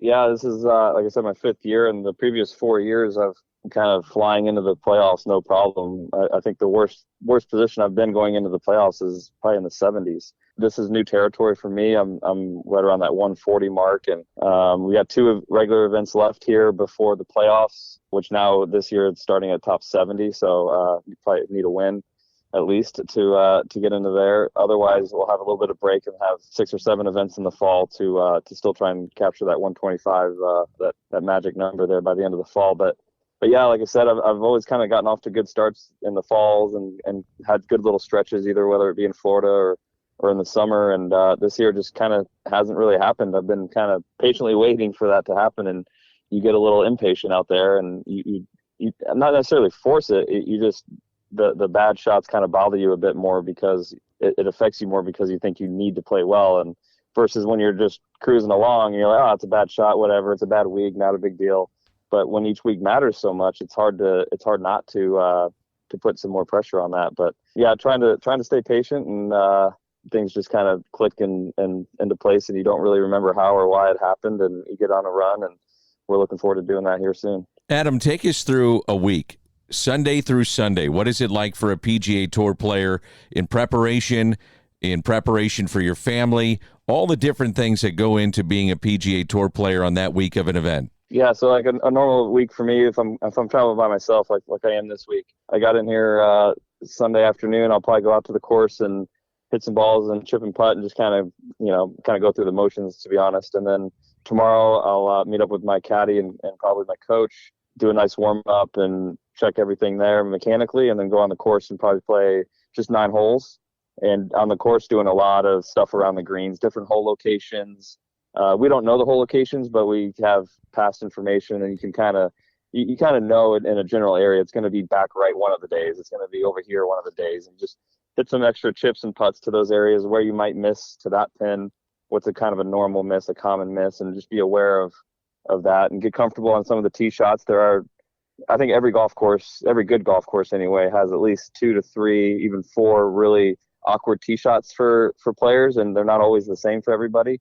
But I think there's always like a couple holes that just make you a little uncomfortable, and you just have to get through them. So the more you can see them the week prior or the days leading up to the tournament, the better, I think. So I'll do 9 holes again on Tuesday and do some practice, do some TrackMan like wedge work and make sure my distances are dialed, do some chipping and putting games, a little more competitive. Wednesday will be a 9-hole pro-am. So the amateurs will play 9 holes with me, and then follow up and join up with another pro for the back 9. And so it makes for a shorter day for me, but I'll play another 9 holes on Wednesday. So by the tournament comes, I'll play at least 27 holes, and I'll be ready to go. What is your pre-shot routine like? There are average fans that are out there, and they just go up, they hack it, they duff it. By the way, I'm one of them. So what is your pre-shot routine? Tell us what that's like. That's a good question. I think it's really important to kind of know yourself, because if you're kind of an ADD guy or somebody that's just kind of all over the place, that we all know those guys, that if you try to like slow them down and make them spend 30 seconds over the ball and to go through this checklist, it's not natural to them. It's not comfortable, and it's not going to work. Or if you're somebody that's a little more meticulous and organized, you need that like 30, 40 seconds to like literally go through a checklist in your as far as your pre-shot routine and your process. It is different for everybody. I think that's really important. But for me, I'm probably somewhere in the middle. I'm definitely, have 1 or 2 swing thoughts. I don't know if I've ever hit a shot at all without thinking of some sort of swing thought, even if it's just a position at impact or a sound I want to hear, like something. You just, it's hard not to, but the more target oriented you can be, the better. So the more you can just be 1 or 2 swing thoughts, the target, and then the best or the most important part of your routine is after the shot, is how you kind of handle the process after it, how you accept whatever happened to your ball. Usually it's not a great result, so you have to, when it is great, you celebrate that and appreciate that. But when it's not good, that's when you really have to focus and be okay with it and move on quickly. Adam, you know what it feels like to play well, and you've won a tournament on the PGA Tour, for goodness sakes. It's amazing when you're going into that sort of mindset, when you're challenging to win a championship. I can remember, I never did get to win on tour, but I remember that when I had opportunities, there was nothing like the feeling that ran through my body. I was almost on a autopilot. I mean, it's almost like I walked up to the ball. I barely heard my caddy talk to me. I already knew what club I wanted to hit. I already knew. Do you experience anything like that? Yeah, I think I was leading near the lead a couple weeks ago in Kentucky, and like when things are going really well and you're in charge or you're really in control of your game, the bad shots and the miscues and the missed putts, they don't mean anything. You don't even care. You're like, well, I'm playing so good that the next shot's probably going to be awesome. And the next shot after that's going to be great too. The next hole is probably going to be great because I'm just playing well. Like you expect all good things to happen. And when you're not playing well, maybe you're on the cut line, that's when the nerves can start affecting you almost more negatively, because you're like, man, you don't have that much confidence in your game. So you're like, anything can kind of happen. I might blow the next one out of bounds. I might miss a short putt. I might duff a chip. Everything's possible. And I think that's when you get a little more insecure and a little more uncertain. But when you, like you're saying, when everything's going well and you're at the top of the leaderboard, those nerves are almost more adrenaline and excitement. It's definitely nerves, but it's also like it's fueling your fire a little bit. You're hitting the ball farther. You're hitting it more solid. Like you just feel so good. You're seeing great things happening before they even happen. I've tried to explain to people, and they really don't get it, but I said it's way harder coming down the stretch on a Friday, trying to make a birdie and trying to make that cut or trying to hold that 6-footer compared to trying to win a tournament. Because when you're winning a tournament, there's so many of these 6-footers, you're just pouring them in and shots are going on line. When you're on that cut line, man, there's all sorts of stuff going on. Your hair's on fire for 3 holes, or there's something about your game is not clicking, or else you wouldn't be on the cut line. Yeah, exactly. That's exactly right. And I can't speak for like a Rory probably or somebody like that. That's like that it's win or go home. But somebody more like myself that actually when I won, I wasn't thinking about winning on Sunday. I was playing with Phil Mickelson and Adam Hadwin, and we're all tied. The last few holes to go, and I'm like, this is awesome. Like second would be great, third would be amazing, fourth is awesome. It's like, so you almost have nothing to lose in a sense. You're like, I'm already here. I'm playing great. This is amazing, and you can kind of enjoy that experience. But when you have something to lose, like a cut line or a tournament that means you need a certain amount of points or something like that, maybe the last event of the season or to get into the next playoff event. And I've had that too, where I finished 31st on the FedEx Cup. And I was, a point and a half away from the Tour Championship. And I remember that Sunday round in Chicago, just, you're obsessed with not playing bad versus when you're at the top, you're just trying to play great. Adam, if you could hold tight, we'd really appreciate it as we head to the 19th hole. One of the things I want to get into is other sports outside of golf, and I think you know a thing or two about that. Adam Long is our guest. This is Golf with Jay Delsing, and we're presented by Daugherty Business Solutions. You're listening to Golf with Jay Delsing on 101 ESPN. Every Sunday from 8 to 10, you'll get the biggest names in golf, updates on the latest equipment and innovations in the game, and tips from a PGA Tour professional. That's Golf with Jay Delsing, every Sunday 8 to 10 on 101 ESPN. If you're in the market for a new or used vehicle, any make or model, then you need to visit the Dean Team Volkswagen of Kirkwood. They are the official vehicle provider of the Golf with Jay Delsing show. My daughter and I both drive vehicles supplied by Colin and the Dean Team Volkswagen of Kirkwood. And the reason we have them is because we know we can trust them. They made the car buying experience painless and very easy. Their customer service is second to none. They provided my daughter with a loaner car when her Passat needed repairs. Every single step of the car buying experience was taken care of for us. You can reach Colin at 314-966-0303, and he will answer all of your questions and put your mind at ease. The Dean Team Volkswagen of Kirkwood has new or pre-owned vehicles to be purchased or leased, whichever you prefer. Once you visit the Dean Team Volkswagen on Manchester and Kirkwood, you'll become a customer for life because they'll treat you like family. The Dean Team Volkswagen of Kirkwood, the official vehicle provider of the Golf with Jay Delsing show. For the best in Italian cuisine in St. Louis, look no further than Paul Manno's, located in Chesterfield. It's traditional Italian cooking, and their best ingredient, it's their tradition. It's cooking like Paul's grandmother used to make and like his mother still prepares today. There are no corners cut at Paul Manno's. From greeting you at the door to the pasta you'll share with your family, Paul Manno's is committed to bringing you their very best anytime you share a meal at their place. It's Paul Manno's, located in Chesterfield.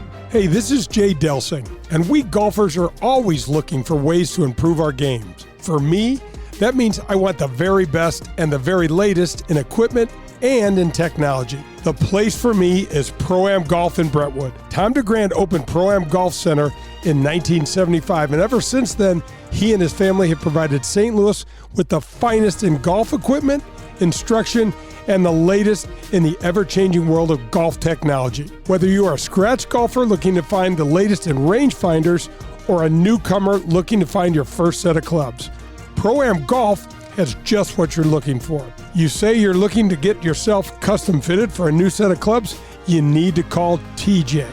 He has fit me personally, and he is the best in town.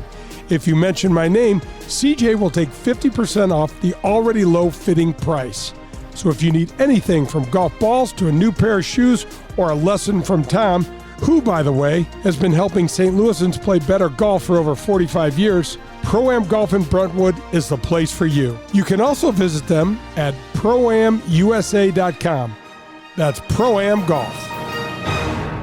This is Adam Betts from Family Golf and Learning Center, located in Kirkwood. Our motto, is play your best golf. We have the best instruction for every skill level. 2 female instructors along with our 8 PGA instructors. We're there for the kids and the adults who are starting to play and trying to refine their game. Family Golf and Learning Center features a double-decker driving range, grass tees, and a short game area, along with indoor simulators and a performance center. That's not all. Don't forget about our back nine bar and grill. Find out how we can help you and your family. Head to familygolfonline.com.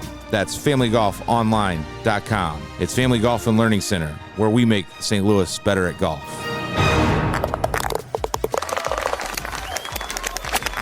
Hello, friends. This is Jim Nance, and you are listening to Golf with my friend Jay Delsing.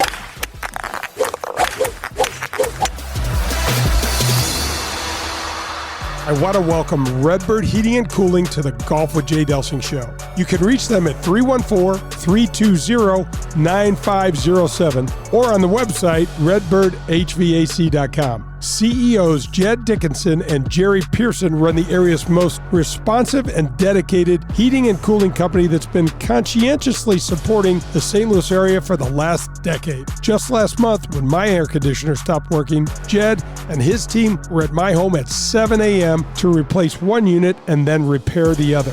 Your money, like it's our money, was Jed's statement to me, and the repairs for Unit 2 was less than $200. If you want to work with a family-owned business that you can trust, then call 314-320-9507 or visit them at redbirdhvac.com.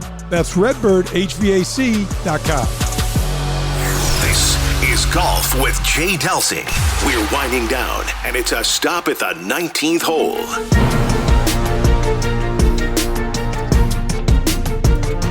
This is Golf with Jay Delsing. We're presented by Daugherty Business Solutions, and our guest is Adam Long. A reminder, in hour number 1, we had AJ Crouch. We're talking about life on the Korn Ferry Tour. AJ was in studio with us, and now we'll continue our conversation with Adam Long, who's been kind enough to hold on through the break. That's Jay Delsing. I'm Dan McLaughlin. Now, Adam, correct me if I'm wrong, but growing up, you were a hockey player. Is that correct? Yeah, I played a bit of hockey there in St. Peter's Spirit. Oh, nice. So were you a St. Louis Blues fan? And if so, 2019 must have been a pretty good year for you. Oh, yeah. Grew up big St. Louis Blues fan, Brett Hall fan, definitely. And then, 2019 for sure. I was there in St. Louis. After I won, I actually befriended Jeremy Roenick randomly. And we shot like this video together in Arizona. So anyway, when the Blues got to the playoffs, I started talking to him a little bit more. He was doing NBC then. He got my wife and I and my buddy tickets to the Stanley Cup Game 6 there against the Bruins. Nice. So that was like one of the best days of my life. Played golf that morning, go downtown, like the mood around the game, which couldn't be better. We're about to win the Stanley Cup, and then we just got absolutely crushed in Game 6, and we're like, oh no, we got to go to Boston for Game 7. This is miserable. We're so close, and we're blowing it. And then, sure enough, we took care of Game 7, as we know, and the rest is history. Jordan Bennington, baby. 6. Jordan Bennington played. I don't know. It was a brick wall in the first period. We could have been losing 4-0 in the first period of that Game 7. You made it so much fun. Oh yeah, those are the best. I mean, when those playoff games, whether it be the Cardinals or the Blues, there's just nothing better. Adam Long is our guest. Would you say then it's beneficial for kids growing up to play multiple sports instead of just focusing on golf or even focusing on hockey? But we're talking golf with you. Do you think it's beneficial that you did play hockey and other sports growing up? Oh, 1,000%. I think some of the best players out here are tremendous athletes. There's been a lot of videos and hype around Denny McCarthy. He's been playing great golf, but he's a fantastic shooter in basketball. Like he can shoot with anybody. And there's a lot of stories like that out here. Guys that played other sports growing up, and they, for one reason or not, ended up playing golf, but they were multi-sport athletes. And I think coaches in college and otherwise, I think they really respect that, to see them compete in other realms rather than trying to be a specialist at one sport at a young age. That's asking a lot. That's putting a lot of your chips in one basket, and work on the athleticism part first, whether it be jumping, shooting, passing, agility, things like that, strength, and then we can kind of specialize the technique stuff later, in a sense, where if you're an all-around athlete, we can teach you how to play golf, or you obviously need to have some of the basics down, but once you get past that, I don't think you have to have perfect mechanics in order to succeed. So I think the athleticism part comes first, and that's playing other sports. Now you've been on tour, you said, for 5 years, and you've played with the great players. You've won out here. Anything that stands out in your mind that surprised you about playing the PGA Tour? Is there anything that still kind of intimidates you about some of the better players on tour? I just want to try to get an overall sense. You're right smack dab in the middle of the modern game of golf, man, and there's so much happening, and it's just super cool. When I first came on tour and stuff, even before that, when I first turned pro, I had this feeling that the PGA Tour guys were robots. And I think anybody that goes to a tour event and watches, if you just stood on pick any hole, pick number 5, and just watch tee shots or shots into the green on a hole number 5 of a regular tour event, you would see some of the worst shots you couldn't imagine these guys hit. So that, at one point, that's humbling, because it's like, okay, these guys they all hit bad shots. We all are terrible at times, but we recover very well. We don't turn those into doubles or triples very often. Those are just bogeys, where I think a college player or a mini tour guy or something like that, they tend to turn little mistakes into big mistakes, and they compound them. And I think that's one thing that keeps the PGA Tour player or sets them aside is their ability to get over the bad shot quickly and move on in the next shot, the recovery shot, whatever it is. They can play conservatively or aggressively at the right times. And I think they have a really good sense of their own game. I'm guilty of it. We all are. You can fall in love with watching whoever it is on the range hit bombs off the tee and be like, I don't have that. I played with John Rahm. I played with everybody. I played with Rory. I mean, you name it. And it's like, you can fall in love with those guys and be like, wow, I do not have that. But if you're sitting there watching these guys on the range or wherever else, then each time you admire them, you're kind of knocking yourself down a bit. So I think the key to survival out here really is believing in yourself and owning your own game and loving your game, and how you play your golf is different than how they play it. And that's just fine. And I think that's kind of a key to longevity. Let's take it a step further, because anybody that's on the PGA Tour is one of the best in the world at what they do. And then there's the elite guys. What do you think separates the elite players? And you answered this a little bit, but what separates the elite players from the guys that sometimes struggle or can't win that one tournament, which you've already done? What is it about the elite players that separates them week in and week out? Well, going off that, the first thing I'd say is the top guys in the game are extremely underrated. I mean, the fact that Rory and Rahm and, Justin Thomas is down right now, but Justin Thomas, Jordan Spieth, you name it, these guys that are at the top a lot it's just incredible to see how often they finish in the top 10, regardless of how they play on Thursday. I think that it's just unbelievably, it's so hard to get into contention on Sundays. We'll have guys with great careers that only do it a handful of times. And these guys are doing it almost every time they tee it up. And I think they need to have that respect, because they are absolutely phenomenal. What sets those guys apart? Obviously, just pure raw talent. I mean, let's be honest, like, some guys are just born with it and they just had it and they're just really good, but they definitely believe in themselves. And I think they handle their adversity a lot better than others. And I think that they just see themselves at the top more than I think the rest of us do. They show up to tournaments expecting to be there. They want to be there. They know they're going to be there, when a lot of guys on tour just hope to be there and want to be there. And they just kind of show up like, yeah, I'm probably going to be in the mix on Sunday. And I think that's a big key. It's almost a mental step that they've taken above some of the other players, Adam, I think is what you're saying, because there's this level of play that they just have risen up to and have been able to maintain.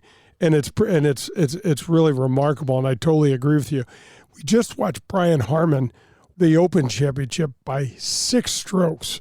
If that doesn't tell you, now Brian's a really good player, been a great 2-time Walker Cup player, when he was a kid, and if that doesn't tell you though how good the players are on the PGA Tour, and Brian is not the longest hitter, as you know, and so for him to stay disciplined and him to dial it in like he did, it's pretty remarkable. He's been a great player, like you said, since he was probably born. But I played a little bit with him in college, and then mini tours and all the way up the ranks here. And he's just a great dude. he can kind of pick up with my actually he's probably better than me with my dry, sarcastic humor, and he's pretty witty, but he's tough to keep up with. But yeah, like little guy, not hitting it very far, but man, they call him a bulldog because he went to Georgia, but he's really a bulldog. I mean, he's obviously going to make the Ryder Cup team now, and I don't think anybody wants to go up against him in match play. That's a perfect example of a tour guy that owns his stuff, believes in himself, owns his game. I mean, if you're watching Rory or him or Rahm on the range, it's like you watch Brian Harman hit and you'll be like, yeah, I can do that. Anybody can do that. That's nothing that great. And he's just going to wear you out. And he believes he's going to beat you. And he does, obviously. And watching him this weekend was pretty damn impressive because he wasn't letting anybody get close to him. Adam, I was on the ground for PGA Tour Live down at Austin Country Club at the Accenture Match Play, and it was in one of the later rounds, and Brian Harman was playing Rory. And I watched exactly what you said. Rory drove the ball like a superhuman. I mean, he drove the ball like a superhuman. He didn't drive the 18th green because he didn't get to the 18th green because Brian Harman beat him 5-4.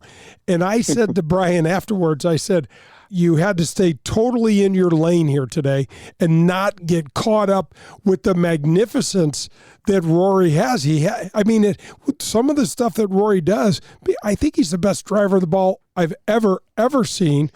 And some of the other things he does, Brian simply can't do. But like you said, bulldogged it right down the middle of the fairway, put it on the green, and put all this pressure on Rory.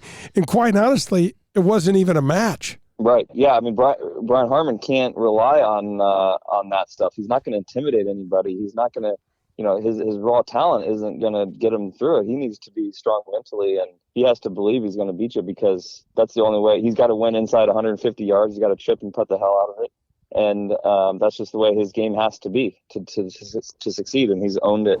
And he's mastered it. Adam Long is our guest. My final question for you is this. We have a PGA Tour player on, a guy that has won on the tour, one of the elite in the world. What would you tell the average player that's out there listening? What would you tell them to work on? Danny's dying to hear. He's asked me this question. Now you got to give him something, bro. I think I know the answer, but let's see what you got. Oh man, that's a pretty open question there. Just the average golfer out there, what they need to work on. Well, you got to get the ball in play. So you got to let's fix it. Let's make sure we got to drive. I don't care how far it goes. It just needs to be in play. If you got a 70% swing, I don't care. Choke up on the driver, hit a 3-wood, a 2-iron, something. You got to be able to get it in play when you need to. That is like absolutely first and foremost.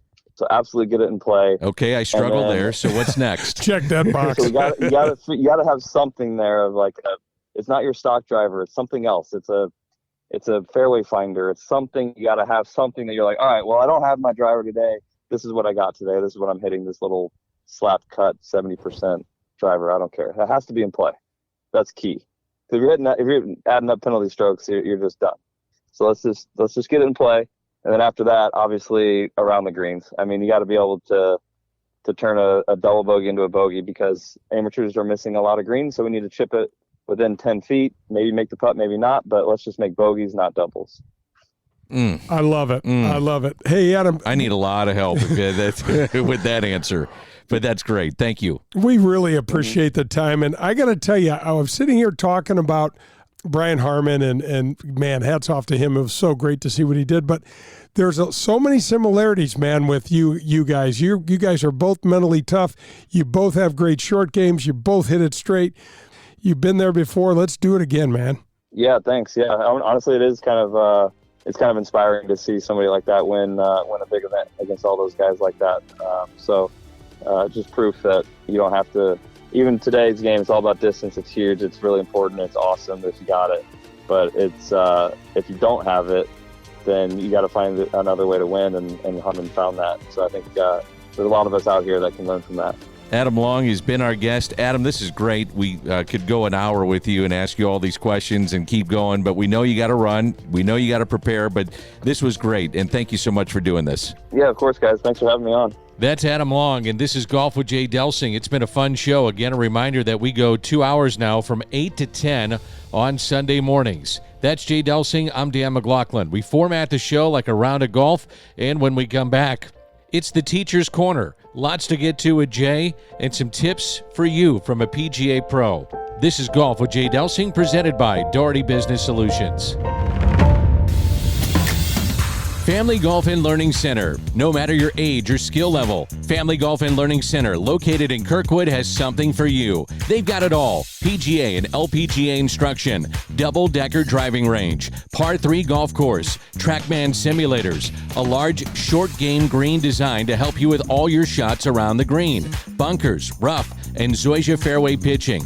And now open, the Tahoma Bermuda Grass Tees, the best turf to hit from in St. Louis. It's all at Family Golf and Learning Center. To schedule a lesson or to find out more, visit FamilyGolfOnline.com. That's FamilyGolfOnline.com. Family Golf and Learning Center. We make St. Louis better at golf. Hi, this is Nick Ragone from the Ascension Charity Classic, and you're listening to Golf with Jay Delsing. If you're in the market for a new or used vehicle, any make or model, then you need to visit the Dean Team Volkswagen of Kirkwood. They are the official vehicle provider of the Golf with Jay Delsing show. My daughter and I both drive vehicles supplied by Colin and the Dean Team Volkswagen of Kirkwood. And the reason we have them is because we know we can trust them. They made the car buying experience painless and very easy. Their customer service is second to none. They provided my daughter with a loaner car when her Passat needed repairs. Every single step of the car buying experience was taken care of for us. You can reach Colin at 314-966-0303, and he will answer all of your questions and put your mind at ease. The Dean Team Volkswagen of Kirkwood has new or pre-owned vehicles to be purchased or leased, whichever you prefer. Once you visit the Dean Team Volkswagen on Manchester and Kirkwood, you'll become a customer for life because they'll treat you like family. The Dean Team Volkswagen of Kirkwood, the official vehicle provider of the Golf with Jay Delsing show. You're listening to Golf with Jay Delsing. To connect with Jay, log on to jdelsinggolf.com. You'll see the latest in equipment, find the latest innovations in golf, and get tips from a PGA professional. That's jdelsinggolf.com.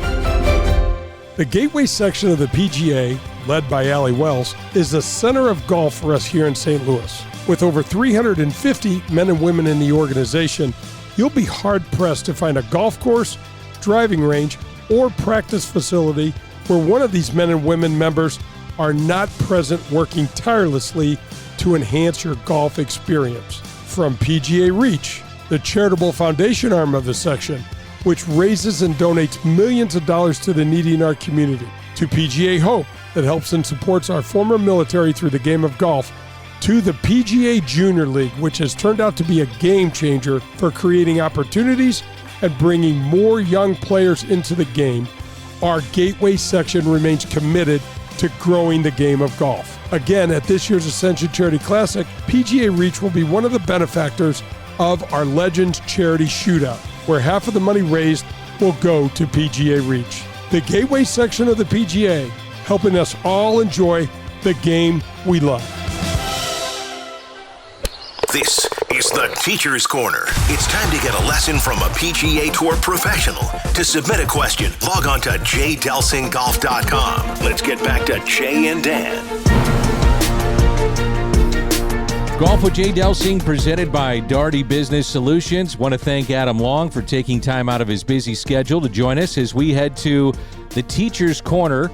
And the Teacher's Corner with a longtime PGA Tour professional, Jay Delsing. Before we get to what I want to throw at you, and we've talked about it off the air, what we want to talk about, but I want to get into just Adam Long. Boy, that was fun visiting with him, wasn't it? You know, yeah, it absolutely was. You know what's so neat about when you talk to Adam? You walk away feeling better. You know, you just like, God, I really upbeat guy. I know, and I pull for this guy. And what he's doing, Dan, it's hard, man. And now he's got 2 kids, and you know, it's man, I just pull for him. He's very grounded. You could tell, very level-headed, and let's hope that he has a really strong finish to 2023. That's Jay Delsing. I'm Dan McLaughlin. Again, our show will go from 8 to 10. Want to update everybody, 8 to 10 beginning today, but 8 to 10 every Sunday morning here on 101 ESPN. All right, first part of my lesson. After hearing from both AJ and Adam, you're a parent out there. Bottom line, it is good for golfers. Both mentioned this, to play multiple sports. If your son or daughter plays multiple sports, but they like golf, that's great if they gravitate towards it at a later age. But, man, stay involved in many sports. Danny, we had the great Jack Nicklaus talk about that. Curtis Strange talked about Dottie Pepper for you females, and for you folks with daughters out there. They all talk about how important it is for their mental development. How you also give them a break from the game. Let's say things go extremely well for your son or daughter and they get a scholarship. Danny, you were a scholarship athlete. I was a scholarship athlete. It's a lot. It's a lot of work. It's a job. That university, it's a job. And that university, when they tell you what to do, you don't say, nah, I don't feel, no, coach, I'm not going to shag flies today. Nah, I'm not going to go chip and putt today. I don't feel right. No. You're going to do it. Every single day. I thought this was kind of fun when I asked Adam, okay, give me a little lesson here over the radio, over the phone about what should you do if you're just a hack like me, a hack like many people out there. He said, what's pretty simple. Get it in play. Do something off the tee that gets it in play. And so he talked about choking up on a driver and things of that nature. Yep. And I'm sure that's part of our lesson here as we head down the stretch of the show. Yeah, Danny, I mean, it's so important, especially, folks, if you want your game to travel, figure out a way to get something in off the tee. The worst thing that can happen to you is when you make one swing count for multiple strokes, meaning you hit it out of play, you hit it out of bounds, it goes into water, you lose it, whatever the case may be. Everybody has certain holes at their home golf course that just seem to undermine them. That's where course management and strategy comes in. You're better off hitting something pulling back off the tee to get you in play than pounding that driver that puts you in trouble all the time or whatever. Sometimes, Danny, we've talked about this all the time, especially with other sports. Sometimes you have a bad picture in your head. And it's like, every time I hit my driver, I seem to hit it left over there. There's a bunch of trees and blah, blah. Okay, let's change the narrative, man. Yeah. Let's get the 3-wood. Let's get your driving iron. Let's try your 5-wood. Put it out there. Okay, you can't get to the green in 2. It's a much longer par 4, but you can pop it right in front of the green in 2 and get it up and down, or put it on and make a bogey instead of that triple. So give me an idea of your thought process. You're stepping up on the first tee, and you're mentioning kind of like visualization here. Yeah, absolutely. And there's been days, obviously, you're struggling with your driver. So what's the visualization like that you could tell the average golfer, hey, go out there, this is what you need to be doing. This is what you need to be thinking with that driver. It's simplify. Simplify, simplify, simplify. One thought, one swing feel. And that's it. When we get into trouble, we golfers have multiple thoughts going through our mind on our backswing, multiple thoughts going through on our downswing. And what's the result? We barely hit the ball. You said something to me, whenever it was when we played last, and we got a phone call while we play. We got our kids texting us, Dad, is there food? Where's my dog? Yeah. My daughter, loses our dog half the, well, whatever. And you stood up and I think you hit a shot and it didn't go the way you wanted. And you're like, you know what? I wasn't even there for that. I'm thinking about, I got to go do this for him. I got to do that for her. The dog ran into the neighbor's pool, right. and so when we just get confused like that, Danny, and stuff, it's simplify, man. Always, here's the last thing. Always pick a target. Always pick a target, not just, I'm going to hit it over there. Where's over there? Yeah. No, it's a target. Your mind is just like your computer. If you want to put something, you want to get something specific out, you need to put specific in. Meaning, if I'm going to buy an automobile and I want to buy a Mercedes, I'm not going to just put in automobile. I'm going to put in, hey, used Mercedes for sale, or I want a Volkswagen. I'm not going to put in, I don't want Buicks. It's the same way in your mind. You have to think and process what it is you want, not what you don't want. As soon as you start trying to play away from something, it comes unraveled. Pick a target on every single shot and free it up towards that target. Golf with Jay Delsing, presented by the Gateway section of the PGA and Family Golf and Learning Center. We always give away golf balls, so if I'm on the tee, I'm looking for some TP5s, and let's give them away right now, Jay, because if I'm on the tee, we're talking about tee shots, I'm going to need a bunch of them. So Danny, let's just be honest. First of all, talk about the TP5s. You've been jamming on those TP5s and spinning that ball. I really do love love ball them. in it. I love it. Well, you're playing the same ball that Rory's playing. You're playing the same ball that Ricky's playing, and so yeah.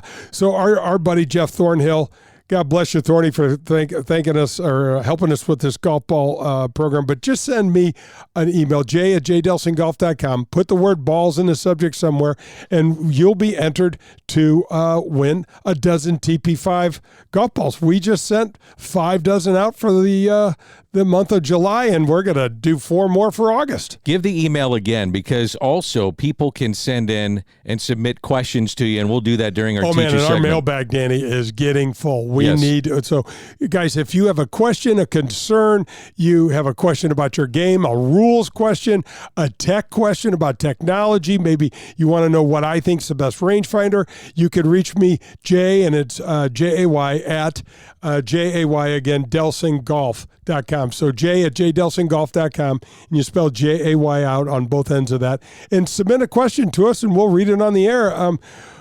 We got hundreds in there right now. One of those is from Tom, and this pertains to what we're talking about, but getting off the tee. How about ball positioning on when you're hitting your tee shot with a driver? That's a great one, Tom. And I love the question. The driver is and we'll assume, Tom, you're a right-handed golfer, but if you're a left-handed golfer, it's just the opposite foot. The ball goes for you right-handers almost to your left toe. Stop it about your left, between your left heel and right about the instep of your left foot. And then the driver's a different animal, Danny. We talk about this all the time. It's on a tee, not on the ground. So with your irons, we're hitting down on the ball and pinching it, using the ground to kind of help square that club up. Off the tee, we got to sweep it and almost swing up at it.